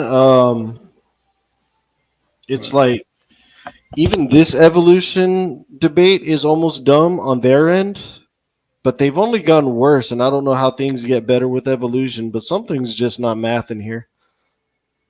I don't know, but he's holding up a $300 probably book of garbage for the most part if it teaches evolution, in my opinion. Yes. I hear you. I had to use. And if you think about it a second, all the facts in here have to be able to stand scientific scrutiny. Somebody is looking at these babies, Well, here's what you find out. There is not a school in the United States that does scientific research that accepts creationism. Not one major college or university in the United States accepts creationism or intelligent design. Matter of fact, let me say it a different way. I really checked. I really looked, and I couldn't find a major college or university in the world that accepted creation or intelligent design. Now, I'm a teacher. I got to find out about this stuff. So where do these guys get their ideas? So I ordered some Bob Jones textbooks. This is a Bob Jones life science book. They use it in the 8th grade. It has 500 pages in it. It has 250 references to biblical verses to explain science. It has not one reference to a scientific journal or book. It uses the term God 380 times, Satan 3 times, and hell twice. Here's the biology book that Bob Jones puts out for high school students. It has 692 pages, 350 references to biblical verses to prove science.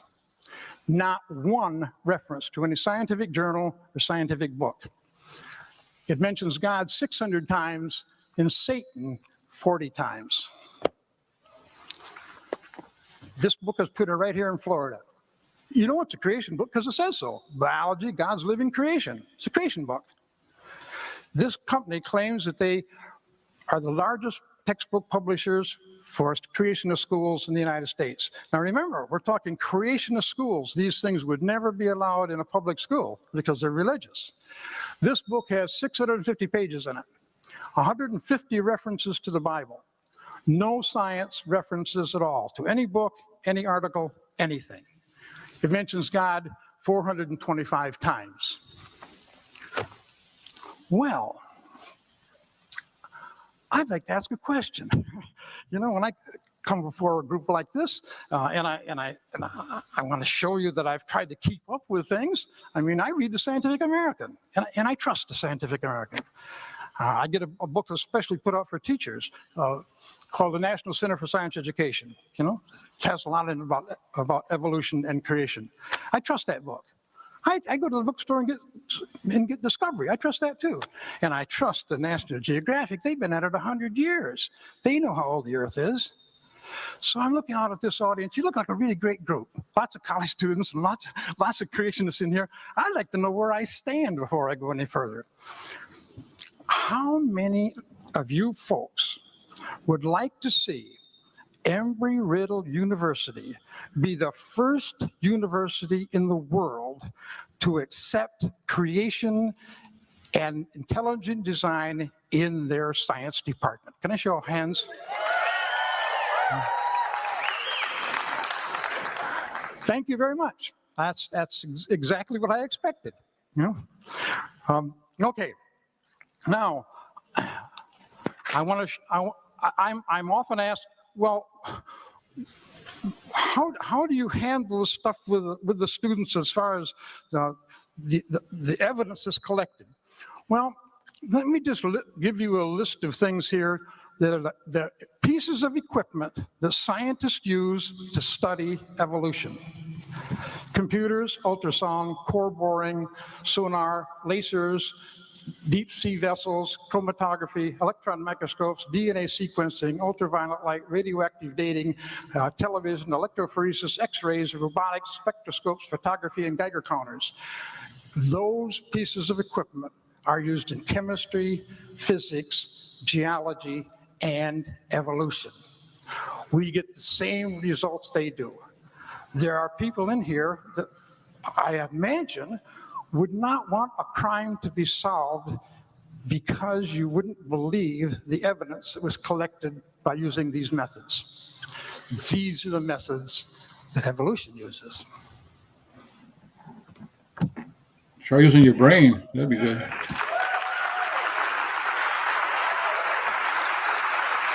Professors, you'll have an additional 5 minutes to rebuttal Dr. Hovind's opening statement and to pose a question to him.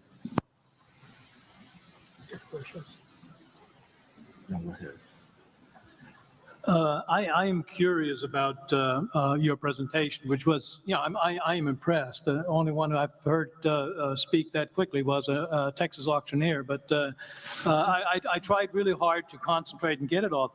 The earth was created 6,000 years ago in 6 days by God. I am confused. Being philosophically consistent and being a very honest person, I'm sure you can tell me where God came from. And in addition, once you've told me where God comes from, please try to clarify how you can figure that a spiritual force can have an impact on a material universe to create it. I think that some years ago, we already talked about that kind of thing in philosophical circles at any rate, by posing the question, if angels are made of spiritual matter, and a pen is made of material matter, and spiritual matter displaces no space, how many angels can dance on the tip of a pen? I have a sense of sort of reversal experience here, but please do, go ahead. You got 5 minutes. Now, I just want to know which question. That's all right. You may take the rest of the minutes. We're supposed to do one question at a time. Which one would you like? That was part of the format for the debate. So which question? I want you to fill in the story of the rest of the beginning of the universe. God, spiritual matter, impact on material matter. Okay. So 2 questions. All right. Go ahead. All right, your question, where did God come from, assumes that you're thinking of the wrong, obviously it displays that you're thinking of the wrong God, because the God of the Bible is not affected by time, space, or matter. If he's affected by time, space, or matter, he's not God. Time, space, and matter is what we call a continuum. All of them have to come into existence at the same instant, because if there were matter but no space, where would you put it? If there were matter and space but no time, when would you put it? You cannot have time, space, or matter independently. They have to come into existence simultaneously. The Bible answers that in 10 words. In the beginning, there's time. God created the heaven, there's space, and the earth, there's matter. So you have time, space, matter created a trinity of trinities there. Just, time is past, present, future. Space has length, width, height. Matter has solid, liquid, gas. You have a trinity of trinities created instantaneously. And the God who created them has to be outside of them. If he's limited by time, he's not God. The guy who created this computer is not in the computer. He's not running around in there changing the numbers on the screen, okay? The God who created this universe is outside of the universe. He's above it, beyond it, in it, through it. He's unaffected by it. So the concept that a spiritual force cannot have any effect on a material body, well, then I guess you'd have to explain to me things like emotions and love and hatred and envy and jealousy and rationality. I mean, if your brain is just a random collection of chemicals that formed by chance over billions of years, how on earth can you trust your own reasoning processes and the thoughts that you think? Okay, so your question, where did God come from, is assuming a limited God. And that's your problem. The God that I worship is not limited by time, space, or matter. If I could fit the infinite God in my 3-pound brain, he would not be worth worshiping, that's for certain. So that's the God that I worship. Thank you.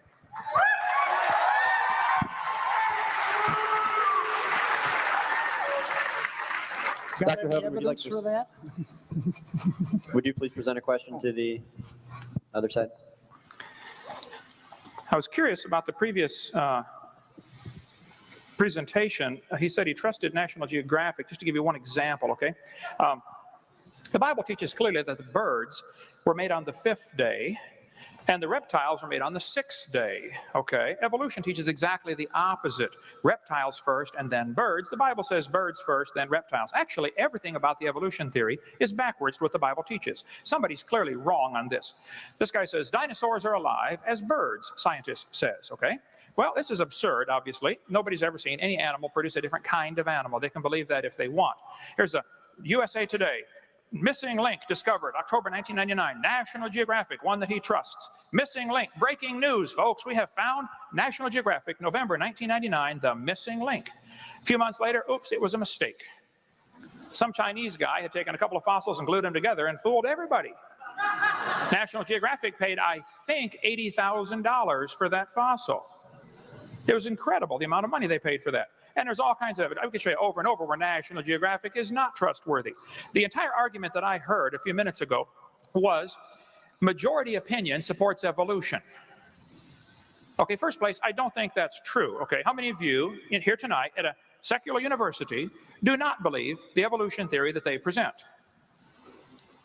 Okay, how many do believe the evolution theory that they present? Okay, we could take a count here. I suspect that was majority for the creation side. We can count if you like, but I know this.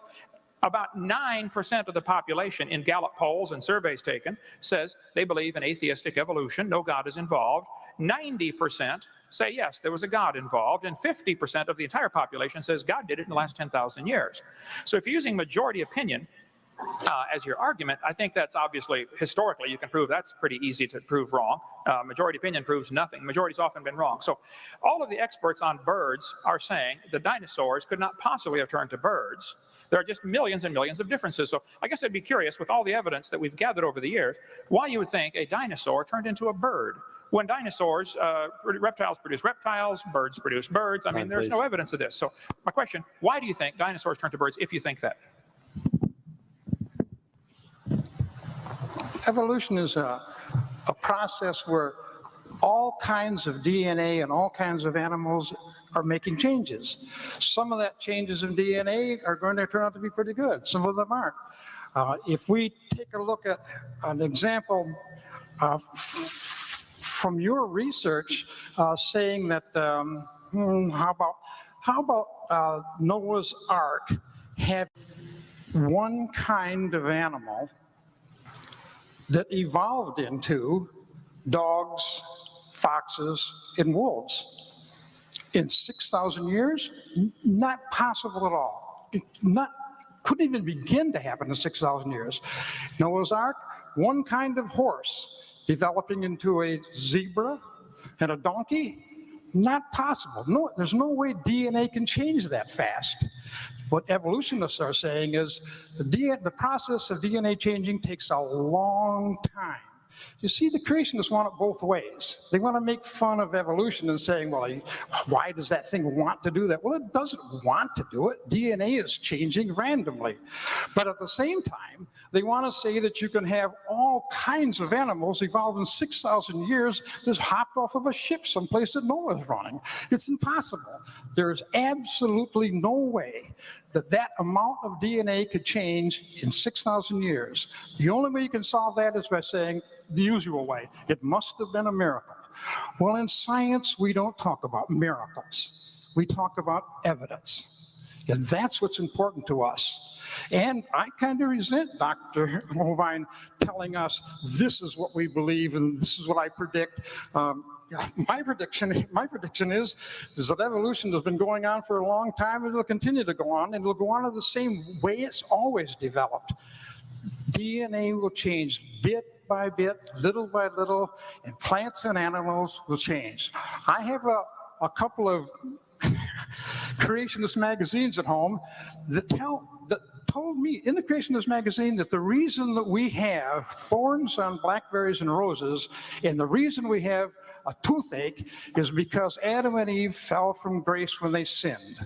I have a hard time accepting that as scientific evidence. I would rather use as my scientific evidence tracing the origin of thorns and the origins of teeth back to their beginning, rather than relying on the fact that Adam and Eve sinned and that brought a disaster into the world. I'm done. Professors, would you like to formulate a question or another statement? You do have 2 minutes. Do we have more time? Do we have more time? You will after 5 minutes. How many? After Mr. Hovind goes. I didn't hear what he said. We can understand you. I'm sorry, you'll have 5 more minutes after Mr. Hovind has his 5 So minutes. what were the 2 minutes that you said that we had time right now? On the board, 1 minute and 47 seconds. And we just talked about it. And who has that time right now? You do. Any three one of of you. us? Yes, sir. Oh, okay. Just trying to get the I'm sorry. Image straight. Thank you. I do wonder about my earlier question. I don't feel comfortable about it being answered. That is, you keep insisting that the God of the Bible in some way is responsible for all this. You may, even if you were to prove that there's some kind of spiritual force, it is not necessarily the God of the Bible. So you're taking a giant leap there. So I think there's a lot of that has to do with lots of faith that has to be developed in there. And I see that from our group here. And I think Mark Twain said about faith that faith is believing something you know ain't true. I don't think you can rely on faith. I think you need to, if you want to be honest, intellectually honest, you've got to come up with something a little bit more solid than just to buy in to the fact that 80% of U.S. Americans are God believers and only 14% are not. So I don't know. Is that? Can he answer that? Or absolutely. All right, that'd be nice. What was the question? Phrase the question again, please. I was about to say there's about 5 topics on the table now. And that's a hilarious. Oh, dude, couldn't time that better.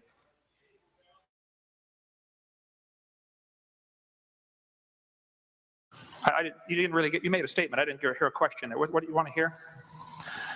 Okay, my original question was for you to show where the deity comes from.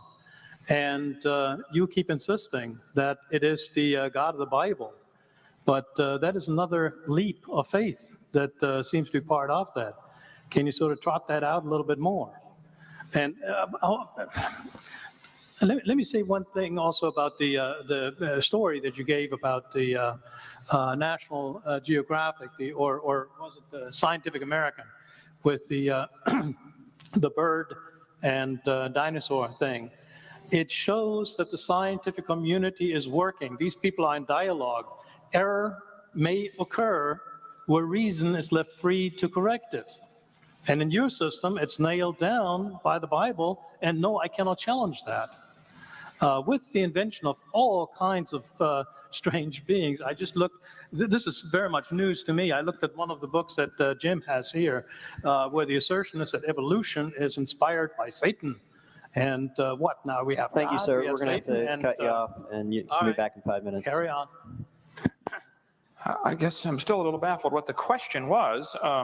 If you're going back to, you didn't like my answer of how God did it, God is outside of time, space, matter. I think you need to stop and look at the theory that you are believing in, apparently, because there are so many thousands of unanswered questions. See, it's much easier for me to believe in the beginning God than to believe in the beginning dirt or matter. The evolutionist does not answer the question. There's 6 different types of evolution, as I shared clearly earlier. If the Big Bang Theory is true, then I would like to know what exploded and where did it come from and where did the energy come from and where did the space come from for the matter to expand into and where did the organization come from and where did the information come from? There's a whole host of questions that are a whole lot harder for you to answer than in the beginning God. Where's information come from? This universe is not just random molecules circulating around. I mean, it carries information. Just like a book is so much more than ink on a paper. It carries information. And the DNA is more than just chemicals. It's information. So the evolutionist never answers the question, where did this information come from? Where did the energy come from? Where did the matter itself come from? And you gripe about my belief. I believe by faith in the beginning God. I know, I admit I don't understand that. But you believe hundreds of things by faith. You don't even understand that you're believing by faith. You think matter is either eternal or can create itself. What's the two choices? How did matter get here? The world is here. Where did the matter come from? Did it just happen by itself, or is it all just imaginary? We're not really here at all. You're faced with the option of, we're not really here, this is all just our imagination, or it had a beginning, or matter is eternal, which is both of the second two options are in violation of the obvious laws of thermodynamics. Matter doesn't create itself. And everything degrades over time. So either it had a beginning or it didn't. If it had a beginning, then what was before the beginning? I mean, there's so many thousands of things you take by faith. I say in the beginning God, and you say, well, this matter somehow either was always here or created itself. And then this matter somehow became alive. And then this first living thing learned how to reproduce. And then it learned how to make something other than its kind. I mean, even though nobody's ever seen that, nobody's ever seen a dog produce a non-dog. Or you mentioned about, the fact that a wolf and a fox and a dog coming from a common ancestor off Noah's Ark in only 4,400 years. For heaven's sake, you believe they came from a rock. I mean, come on. I don't think my theory is that silly at all. So, if my answer to your question is still the same, I believe in the beginning God. I do take that by faith. Here's the major difference that I don't think you're going to understand. I admit mine is a religion. They do not admit theirs is a religion. They want you to think what they believe is science, and all of you should pay for their religion to be taught in this university. And that's the situation we have today, and that's unfortunate. There have always been situations where the majority taught something. I mean, in the Soviet Union 15 years ago, if you stood up and said, hey, kids, I don't believe in communism, I think capitalism is a better system, you would be in Siberia if you survived. And here in Emory University, if you stood up in your classroom and said, I don't believe this evolution theory is true, I think it's pretty obvious there must have been a designer to this system, you would be in intellectual Siberia. You would lose your job. It has happened to hundreds of teachers, just simply for standing up and say, look, I think the evidence is here, folks. There must have been a designer. If I asked you to explain how computers came to be, but you cannot use man as your answer, I only want a purely naturalistic explanation for the origin of computers, purely naturalistic. The answer has to lie within the computer. How did these molecules get together? How did this data get together? How did these plastic molecules come together and the different silicone chips? How did it happen? Your answer has to lie in the computer. I've already eliminated the only obvious answer to the problem at the beginning by my definition. They're trying to eliminate the only logical answer to the question by their definition of science. They want to define science as things that we can observe and test and demonstrate in the natural world. Okay, well then that eliminates both evolution and creation. Both are unobserved. We don't see anything change. We don't see anything created from nothing. Here's the problem. Both creation and evolution are religious. I admit mine's a religion. They don't admit theirs is a religion. And all of us are paying for their religion to be taught in the school system. And I, for one, resent that. So my answer is still the same. God did it.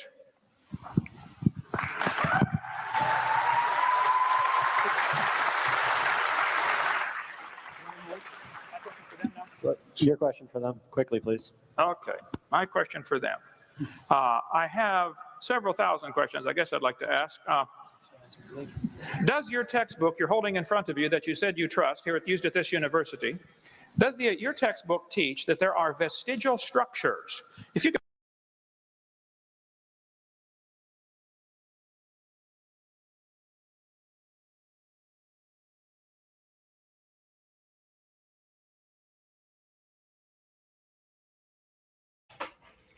There was no sound there looking at when you played that.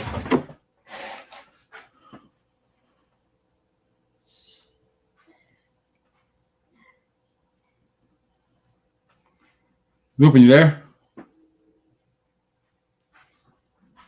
I can't hear you. If you're, I see you there, but you're not. I don't hear you.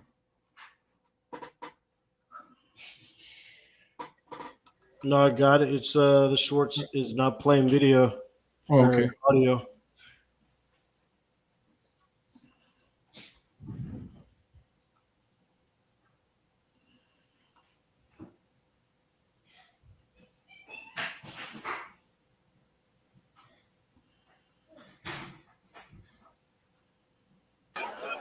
That's the defining characteristic of nothing, is that it doesn't exist. So what are we talking about? Either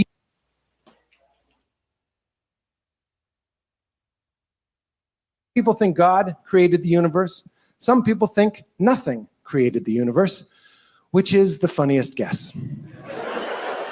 And the nothing people make fun of the God people. They say God doesn't exist. I'm like, okay, maybe. But you know what definitely doesn't exist? Nothing. That's the defining characteristic of nothing, is that it doesn't exist. So what are we talking about? Either you think it's God, something you can't see, touch, taste, photograph, and science can't prove, or you think it's nothing, something you can't see, touch, taste, photograph, and science can't prove. But I think we can all agree, if nothing... Just ask a question. Yeah, just a question. You already had your 5. Okay. Does your textbook teach that the appendix is vestigial and is no longer needed, even though all doctors know the appendix is not vestigial? It has been proven to be part of the immune system. If your appendix is taken out, you can live, just like you can live without both your arms and both your eyes. It doesn't prove you don't need it. So just a simple question. Does your textbook teach the kids that there are vestigial structures, and that is therefore evidence for evolution? I think you have that in one of your posters here, if I'm not mistaken. Yes, it does teach us there's vestigial structures. Professors, between the three, It doesn't teach us there's a God, though. you have 5 minutes. I don't get the point. That's the way DNA works. There are certain changes in the DNA molecules that will make some organs more efficient and some less efficient. That's just the way it is. You can find Audio's good, right? structures on plants also. You and I have no control over what goes on in the DNA in our body. We just pass it on to our offspring. But Yeah, I'm back. Audio's good. To make one example like that and say it's going to get rid of the theory of evolution is ridiculous. We've got all these other proofs that about evolution. Vestigial structures are just one tiny part of that. Okay, let me say another thing. I know where God came from. Man made him. Ooh. Man made him. Man made him.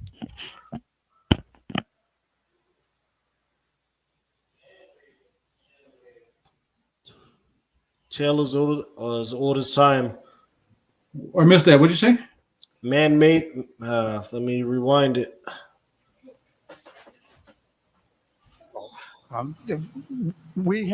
You and I have no control over what goes on in the DNA in our body. We just pass it on to our offspring. But to say that, to make one example like that and say that it's going to get rid of the theory of evolution is ridiculous. We've got all these other proofs that about evolution. Vestigial structures are just one tiny part of that. I also know where your computer came from. In chemistry, it was people that knew how to love and hate. We got intelligence to say that follow the law of religion, have intelligent animals on good, not in our life goal. Simply be but we haven't had Earth. We can't something different. You can't when he's by not possible things you want an answer to life beings. Sometimes when people all animals, and we'll have to wait. We have a gospel for them. Also, the animals are nation of constant have and with intelligence was put to where God came from. Let me ask you. Man made him. I know where God came from. Man made him. Man made him. Okay, let me ask you. Let me say another thing. I know where God came from. Man made him. I also know where your computer came from. Hip Hop, what's up, brother? Hey, what's going on, guys? Lupin, that thing is freaking me out. What thing? The way your screen looks. It's Oh, like you're I'm you're Stardust. like I'm in Stardust. you're I'm like Stardust. Yes, Stardust in the universe. Ziggy Stardust, ain't that him? Siggy play guitar. Hey, next time you play Ken Hovind Marathon, I'm gonna get some popcorn because this makes me laugh. Really funny. Oh, these guys are Kent is an amazing guy. You know that I think that I first heard Kent on a show called the Art Bell Program. Do you remember that stump by some chance? I remember that. I remember that name Art Bell on the radio, right? When it radio? UFO type stuff. Yeah, this Right guy before used to space come. goes coast to coast. He used to come late at night. I used to work shift work, so I could listen to him in my control room all night long, looking at my equipment. So, yeah, Art Bell introduced Ken Hovind to the world, I believe. I think it was Art Bell. I think Rush Limbaugh had Dr. Dino also on his show, if you I can't wouldn't doubt believe it. that. Right? So Art Bell would bring him on and he would be so concise about evolution and about the flood and about creationism that people would call in on the show at night at 2 o'clock in the morning and say, I've never heard this, but this makes total sense. Well, he's a very intelligent man, and that's why they have to pick on his human weaknesses, his carnal weaknesses that he has. That's the way they can attack him, through that. They can't attack him for anything else. They'll talk about his marriage or whatever else happened to him in a carnal way. And they attack him over and over on that, both the supposed Christians and the non-believers. And that's the only thing they got, because he's a very intelligent man. I got to give it to him. That's how they will attack all Christians. Because of we're human, okay? So they will pick at any little frailty that we have, any little weakness that we have. They will basically explode it to make it sound, like, oh, okay, he's being a hypocrite. But in reality, he's not. He's just being human. But his intellect and the thing about Kent is that his mind and his spirit are so interconnected when it comes to the flood. In my opinion, he is one of the pioneers. I gotta see. I'm sorry. I gotta see something with Trey Smith and Kent Hovind. No. That would be. No, I don't think Ken Hovind could handle Trey Smith. I'm sorry. A lot of their stuff is pretty similar. Hey, that would be interesting to do, right? Play Ken Hovind along with a Trey Smith one night, and on similar subjects. And then we'll go into see what the Bible says about it. Right. It'd be like a double barrel shotgun. There's a lot of information. Sorry, go ahead. You know what? It's an interesting show. You know why? Because they are totally different types of men. Their skill sets are totally different. Trey Smith is a showman, and he is a very eloquent, like, he paints a picture. Okay. The seal on the screen. Right. You There see you go. behind me back here. This one Perfect. well, His the style. body is missing. Yes. And one of the tapped where the body should be, or Yes. those birds are. I can handle it. I Listen. can handle it. So It died at activates my 110 years old, ADHD. according to your Bible. Imhotep, commonly recorded as having died at 110 years old. Oh, but wait. There's one more. The name Imhotep or I am Hotep is comprised commonly of these three symbols. The feather, just like in the weighing of the hearts, heart is on one end, feather on the other end. Your heart must weigh lighter than the feather. Only God can make one's heart lighter than a feather. The wisdom The owl. Mesopotamians and the Assyrians, and you bring in the Sumerians, and then you go back to the Aztecs. It goes to the balancing scale that God destroyed. There's no more balancing scale. You're forgiven. He brings so much information to the plate that it's like it's like when you go to a buffet and you get sick from eating so much, right? But Kant is the total opposite of that. Kant is like, he is like precise, and he is scientific, and he is like, he's also super articulate, but it's the truth. In the end, it's the truth because he brings it from a strict biblical perspective. Holy moly. It would be wonderful to see them both come together. It would be like a hadron, what do they call that? Collider. A hadron collider. A creationist hadron collider. Yes. That'd be crazy. Yes. Let's play a little bit of this because the atheist is almost done speaking on their side. Owl, that symbol can either be light or dark, just like most symbols. But look at this right here. This is a table upon which sets your daily bread. The name Imhotep is commonly translated as the one who comes in peace. Not a bad name, a really comforting name. The only thing is that Imhotep is not really a name. It's actually a title encapsulated here on the screen in a cartouche. However, in this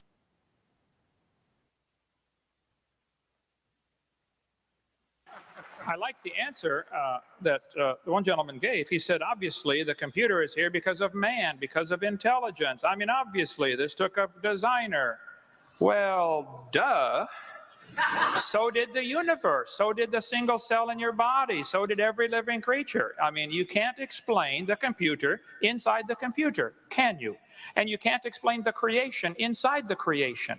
There has to be something above an intelligent designer. And you talk about devastating to talk to a person of faith. What you said a few sentences earlier was, or what the other gentleman said was, of course we don't see changes. Farmers have been raising dogs for, 4,000 years, and we don't see changes because it takes too long. If you don't see faith in there, I can't help you, okay? You are relying on the unseen. Oh yes, long ago and far away. Evolution has got to be the biggest fairy tale for adults ever created. Everything you said required faith. Oh, we see dogs produce dogs, but if you give them billions of years, well, okay. You just left science and went to religion and didn't even see it. You didn't even see what happened in your mind. And one of you teaches a course on logic. I mean, if this was a student of yours doing this, you'd give him an F. And yet your fellow professor. Yeah, because a common argument is it is so true what he's saying. saying. I was not there during the time of Jesus, right? But were you there at the time of the Big Bang? Well, the thing is, the Bible kind of explains to us both the time before the creation or the time during the creation, and it also explains to us the time during Christ walking on earth, because there's books that are written about it, okay? Ancient books, okay, that have been proven to be factual over the course of time because they have never changed. Yeah, they have never changed what they said too much to a degree, although there have been some attempts to change it. And who knows how many of those were destroyed in the flood. But what they chose one to survive. No, but what I'm trying to explain to you is the Bible explains both what Kent is saying, okay, and what Jesus Christ did on the earth. And when we run that through our spirit, when we run that, when we read that and we run it through our spirit, okay, and our mind, all of a sudden it clicks. Yeah, let's answer this comment here. We have multiple dating techniques that collaborate one another. We don't have to make up time like the Bible. How could you say that? Your entire theory is based on time. And even if you get decaying rocks in mineral deposits, if you get that, further proves God. Oh, Lupin, there is going to be a show coming up that is going to talk about this, and it's gonna come off the top rope and just push that down through the leather and the plywood and even the cement below it.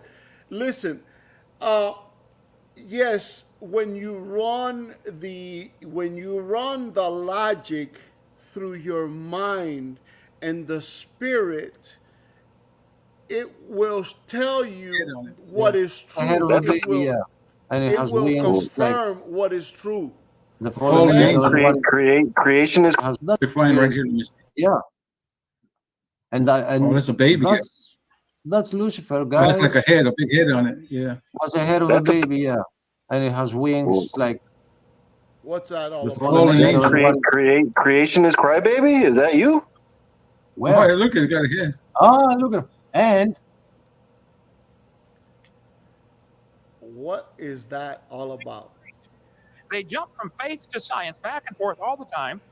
Well, we see dogs produce dogs, but if we had enough time, stop.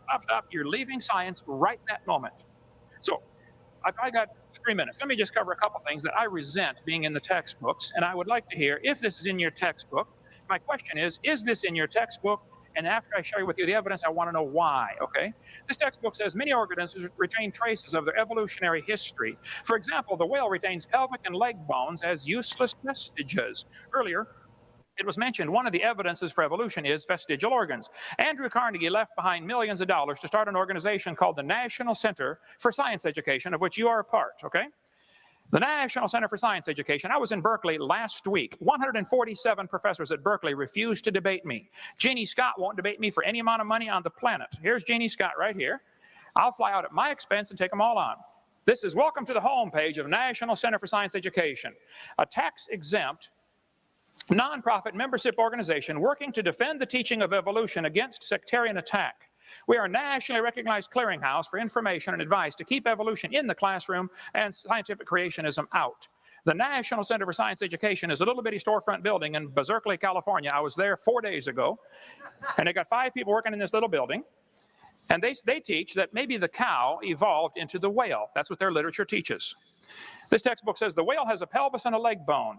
Whales have hind limb bones that have no function. Just imagine whales walking around. It's true. These are the bones they're talking about right there. Just imagine the whale walking around. I'm sorry, I tried and I can't, okay? They say the whale's pelvis has no apparent function. The whale's pelvis is evidence of its evolution from 4-legged land-dwelling mammals. This is simply a lie, okay? Those little bones are anchor points that special muscles attach to that allow the whales to reproduce. This has nothing to do with whales walking on land. It has to do with making baby whales. So either the authors of this textbook are ignorant about whale anatomy and certainly shouldn't be talking about it, or they're deliberately lying to you and desperate for evidence for their theory. So my question is very simple. Does your textbook teach the whale has a vestigial pelvis? If so, why would you use a biology book in your biology class at a famous university like this based on an author that doesn't even understand his basic anatomy of whales, and he's either lying to the students or he's ignorant? Why would you use something like that? And how could a vestigial structure be evidence for evolution when that's an example of losing, not gaining? It doesn't tell you how the whale got the legs. Oh, it's slowly losing them. Well, in the first place, it's not slowly losing them, okay? It's a lie. Secondly, even if it was, that's the opposite of evolution. How on earth can this be evidence for a theory? Yes, boys and girls, we're slowly losing things. That's how we got it all. Well, duh. So, My question is simple. Does your book teach there are vestigial structures, specifically the whale having a vestigial pelvis? If it does, why would you use a book like that in a university like this? Excuse me, sir, it's just a quick reminder. I'll turn your mic on just a second. We're going to go to an intermission in one more iteration. So, yes, absolutely. Your table. We're going to go to intermission after that. The book does not teach the whale has a vestigial pelvis. That's one of the most ignorant statements I've ever heard. The pelvis is an absolute necessary thing for the whale. He attaches all of his muscles to it. It's one of the major things that helps him swim. I happen to be keeping up with what's going on with the evolution of the whale, and we have a very good set of bones saved from fossil records showing that the whales evolved through a long period of time from animals that are on land to animals that are in the water. We have that evidence. And to say we don't have it or to say that we're lying is disingenuous to this audience. I ask you, don't believe me. Let me get off the subject a second. Right up there are the things we try to do in science. We say, let's not believe revelation. If somebody just says, I know because I know. No, that's not good enough. Believe authority. No, let's not believe authority. Let's not believe any of us up here at the table. You folks can get the copy of this book or this thing here and get the facts. You don't have to believe me. You don't have to believe him. You can find out for yourself. You don't have to trust authorities, even me. The second thing is tradition. You don't have to trust tradition. I mean, come on, there's different traditions all over the world. But we can trust science because science should be the same all over the world. What I'm trying to say to you is when I teach my classes, evidence is what's important. I have no evidence that God exists. I have no evidence that there was a Noah's Ark. I have no evidence that there was an Adam and Eve. I have evidence that whales evolved from animals that live on land, and I can prove it.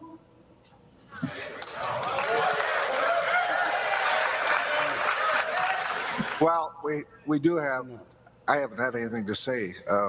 There's a lot of talking going on, and that's unusual for me. But the one thing that we can prove by the great philosophical statement, cogito ergo sum in Latin, which says, I think, therefore I am. Now what that says is that I exist and prove that I am there because I can think, but it doesn't necessarily say that you exist. I can't prove that you exist, but I can prove that I exist. And I also know that I'm here. And I do believe in you. There's a high probability that I do believe in you, and you are here. And somehow you got here. And somehow this happened probably in the last time between 10 and 20 billion years ago, probably to the record of the Earth, which was maybe 4 to 6 billion years ago. And basically, all of this biological stuff is very interesting, and it does prove to how science brings about to cause things to happen. But it's so complicated, and it's so complicated that you can confuse the process by misinterpreting the results. We do have, as my colleagues say, the scientific method, and it based on the best information that we can put together to form to what we know is true. It doesn't mean that we know the truth. It means we have maybe some probability of the truth, and that may be the best that we will always have. But to stock. You guys want me to change it to something, or you want to just keep this going? No, you must stop this. Let me see. The demons are upset by it, so maybe you should keep it going. I got to agree with you there. No. No, this guy is reminding me of Christian Pete. And it is driving me insane. How do you spell Christian backwards? Oh Lord, I want to think about it. evolutionary. Let me see. How would you? Oh, Lupin, you and your We're missing the you and God, your otherwise known as Ramses the Great. Yes, Name of you've the been God, listening too Ra. much to Name of the Trey man, Smith. Nestes. Amen. Born from Ra. There's the symbol for Ra right there. Amenhotep. Can you please stop Amenhotep. this? Name of the god, Amun or Amun. Hotep. Hotep means mouth of or speaks for or is the pleased. Universalist. Remember But that wait a stuff? second. Imhotep or I am Hotep. Hotep means mouth of or speaks Lupin, for. please stop. And the god's name is I am. The great I am. There is no God. I am in Egypt. Therefore, and last one, Joseph, according to the Torah, the Bible, worshipped Yod-He Vav-He, also known as I am. Imhotep speaks for, in the God's name, I am. And that it was Joseph who they likened to their God of wisdom, not Pharaoh. So when Tuthmosis, name meaning Thoth is born, saw Moses come in and say, the God I am has sent me. I promise you he knew about that tomb and who the Egyptians likened unto their God of wisdom, Thoth. In other words, by the end of the Exodus story, this one here, who tried to compare himself to a God of wisdom, even his own name will be taken from him. You are looking at a recreation. Brutal. Jesus did destroy all of those pagan empires. Did he take him down with a flood in the Red Sea? In The Red pharaohs Sea, with the 7 pharaoh plagues. Yes, the Pharaoh with the 7 plagues and the chariots in the middle of the Red Sea got covered up. Yeah, he's good at explaining this. You just gotta want to see it. Creation of the actual Red Sea crossing site, approximately to scale on the screen. That is the Egyptian to Arabian side, where the Hebrews. I can't have no control on that button.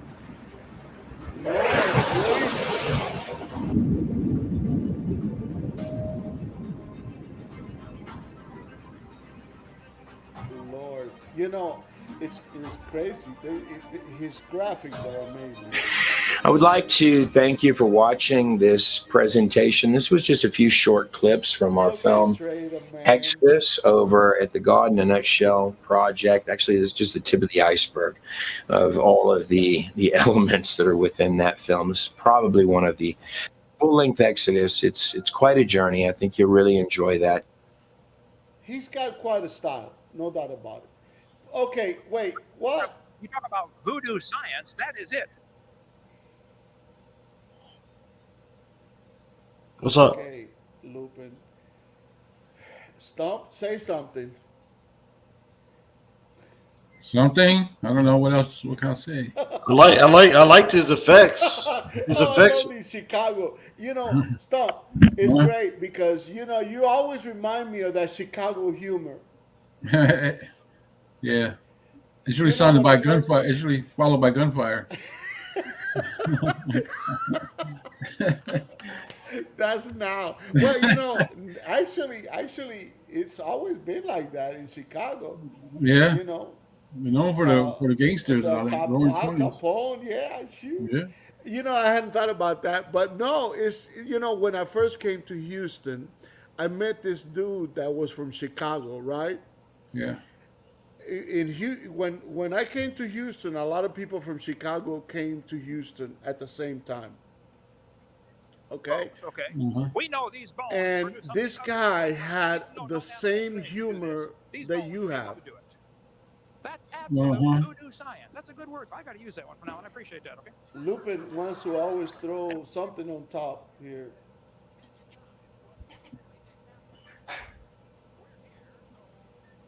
Hey, the sound got real low. What happened? I can't hear. I was just gonna let y'all talk.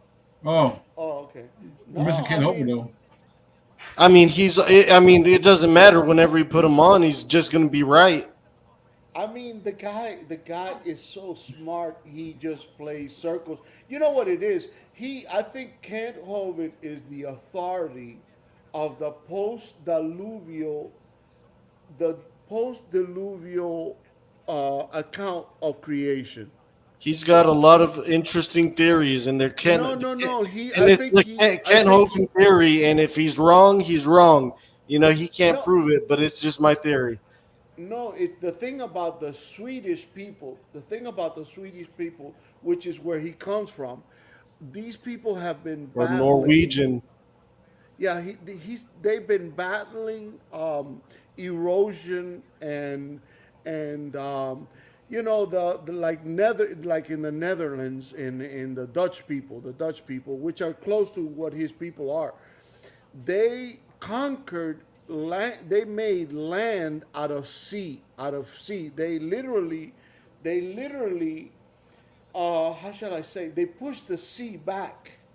Okay, over the centuries, they pushed the sea back by moving dirt around. Okay. Yeah, by the fountains of the deep exploding. All right, we can turn it up a little bit. Unless you got something more to say, go ahead. No, I have something to say. His people basically they pushed dirt out towards the sea and created like farmland out of like the sea, literally the sea. They push dirt out, and I think that is one of the reasons that he is so strong and so smart about geology and you see it all around nature. You see it all around nature. The erosion, the effect of erosion from a flood. To say that a water planet can't have a global or worldwide flood, you're going to say that's an impossibility and we don't have evidence? It's ridiculous. All you do is put your preconceived evolutionary imagination idea on top of these fossils that are found. See, the creationists and the evolutionists are both looking at the same evidence. We both see the fossils. I see that as example of death. They see that as an example of, wow, that's how we got ahead. All these animals died. Isn't that wonderful? No, that's proof there was a big flood, because fossils just don't normally form except under special conditions, and billions of fossils are found. That's, to me, that's evidence of the Bible. I see it that way. Thank you. Hey, Lupin. What just happened? Yeah, we're going to blow people away in the next few days with something about this. I promise you, it's going to be spectacular. It's going to be spectacular. If I'm probably going to shut it down here 2 hours and 30 minutes. Okay. No, hey, Stump, good to hear from you, my man. I think he's AFK. This question will be posed to the evolutionist side. Well, I'm glad that I was able to join in with you guys. Today has been a great day. Scientific theory. Yep. Please explain. You'll have 7 minutes. And I couldn't help but want to join in once I saw what the subject was and how it basically coupled with what my day was like today. There's only 15 minutes left. Are you going to leave or are you going to stay? No, I'll stay with you. I'll stay with you. I'm down for the finish of the show. Yeah, let's skip all of this. Blah blah blah blah blah. How about we just talk about what's been said? Dr. I mean, Hovind, you how will now much have 3 more minutes do we need? You want to talk about and then I will ask you let's just talk about the show. Cloaking military operations in Florida. Not created based on the Big Bang Theory.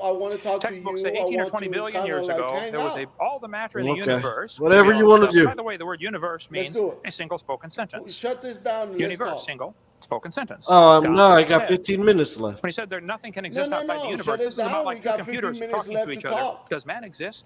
Nothing exists outside We the computer. already We're clear, I mean, he's already blown them out of the water. Okay. Let's just wait for Stump to at least All say the he's matter in the back. universe was concentrated in one very dense, very hot region that may have been much smaller than a period on this page. I think that's what we just heard a moment ago. Okay. This textbook says, after many billions of years, all the matter and energy will once again be packed into a small area. This area will be no larger than the period at the end of this sentence. Then another Big Bang will occur. It happens every 80 to 100 billion years. Save the planet. We're going to get squished, folks. Okay.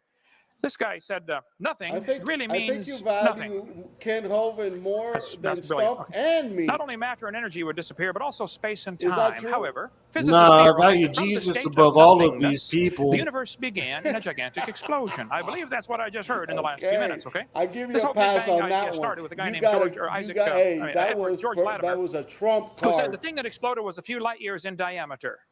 Well, at the least, that's about 12 trillion miles, okay? Then by 1965, But yeah, they said, if well, it you was only if you 275 million miles. need to go or 1972, anything I like think, was that, I scientific mean, you American. can. No, the thing that anytime I exploded, the hear Big Bang, about came from 12 something trillion miles, it's 71 like, million okay, miles in I'm diameter. out. Later, they said, I'm oh, no, out. it's only I 4,000 have miles. no comprehension of 1983, they this. said the thing that exploded was a trillionth the diameter of a proton. Now, that's Oh, Lord, tiny. here we okay? go. Then we're And talking now they're about the saying Big nothing Bang exploded. Theory. Here's Discover Magazine 2 years ago. Where did everything come from? The universe burst into something from absolutely nothing. Zero. Nada. The Bible As it got bigger, it says became filled with even more stuff God that came from absolutely created the nowhere. How is that heavens possible? Ask Alan Guth. His and theory the will explain earth. everything.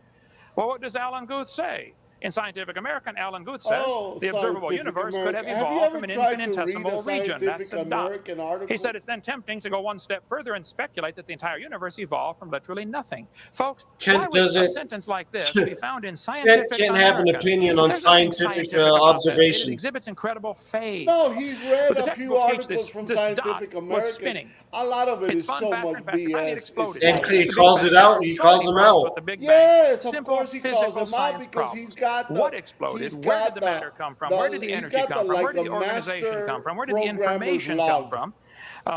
The You story he gave understand was so what it good, I is got to that replay the the tape and hear Bible this. is? You know, 4.6 The Bible billion years ago, is the the planet developed a rocky master crust. The chemicals got programmer's together. logbook. You know, blah blah blah. Here we are. All right. Exactly We're going to close what I it said down earlier. in That's 2 what the minutes. theory teaches. Now, if he wants to believe that, 1 that's minute, fine. I don't care really. what you believe.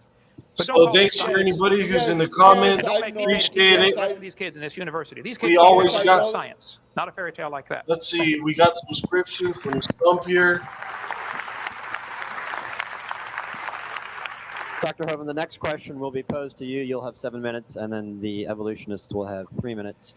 Yes, I know The who question's you really, more of an open-end who one. you really admire Please in this prove, whole disprove, or conversation, generally in talk this about panel. carbon dating and how it And relates it is not to me, evolution. and it's certainly not Stump. It is Ken Hovind, yes. I'm kind of jealous of this man. See, I have about 7,000 slides in PowerPoint. So If it you'd never ask takes him you in asking questions right the same order. that I have the answers. I Oh got my- it already. Carbon I dating. figured I it know. out It's already. a great Carbon joke. dating. All right, guys, we're going to fossils shut are it That was down. not a position in the joke. geologic That was column. not They a are joke. not dated by That carbon was dating or a potassium, source argon, of- rubidium, strontium, lead, lead, 206. None of those matter. A fossil is dated by the position in the geologic column. They're called fossils. This guy admits it. Radiometric dating would not have been feasible if the geologic column. The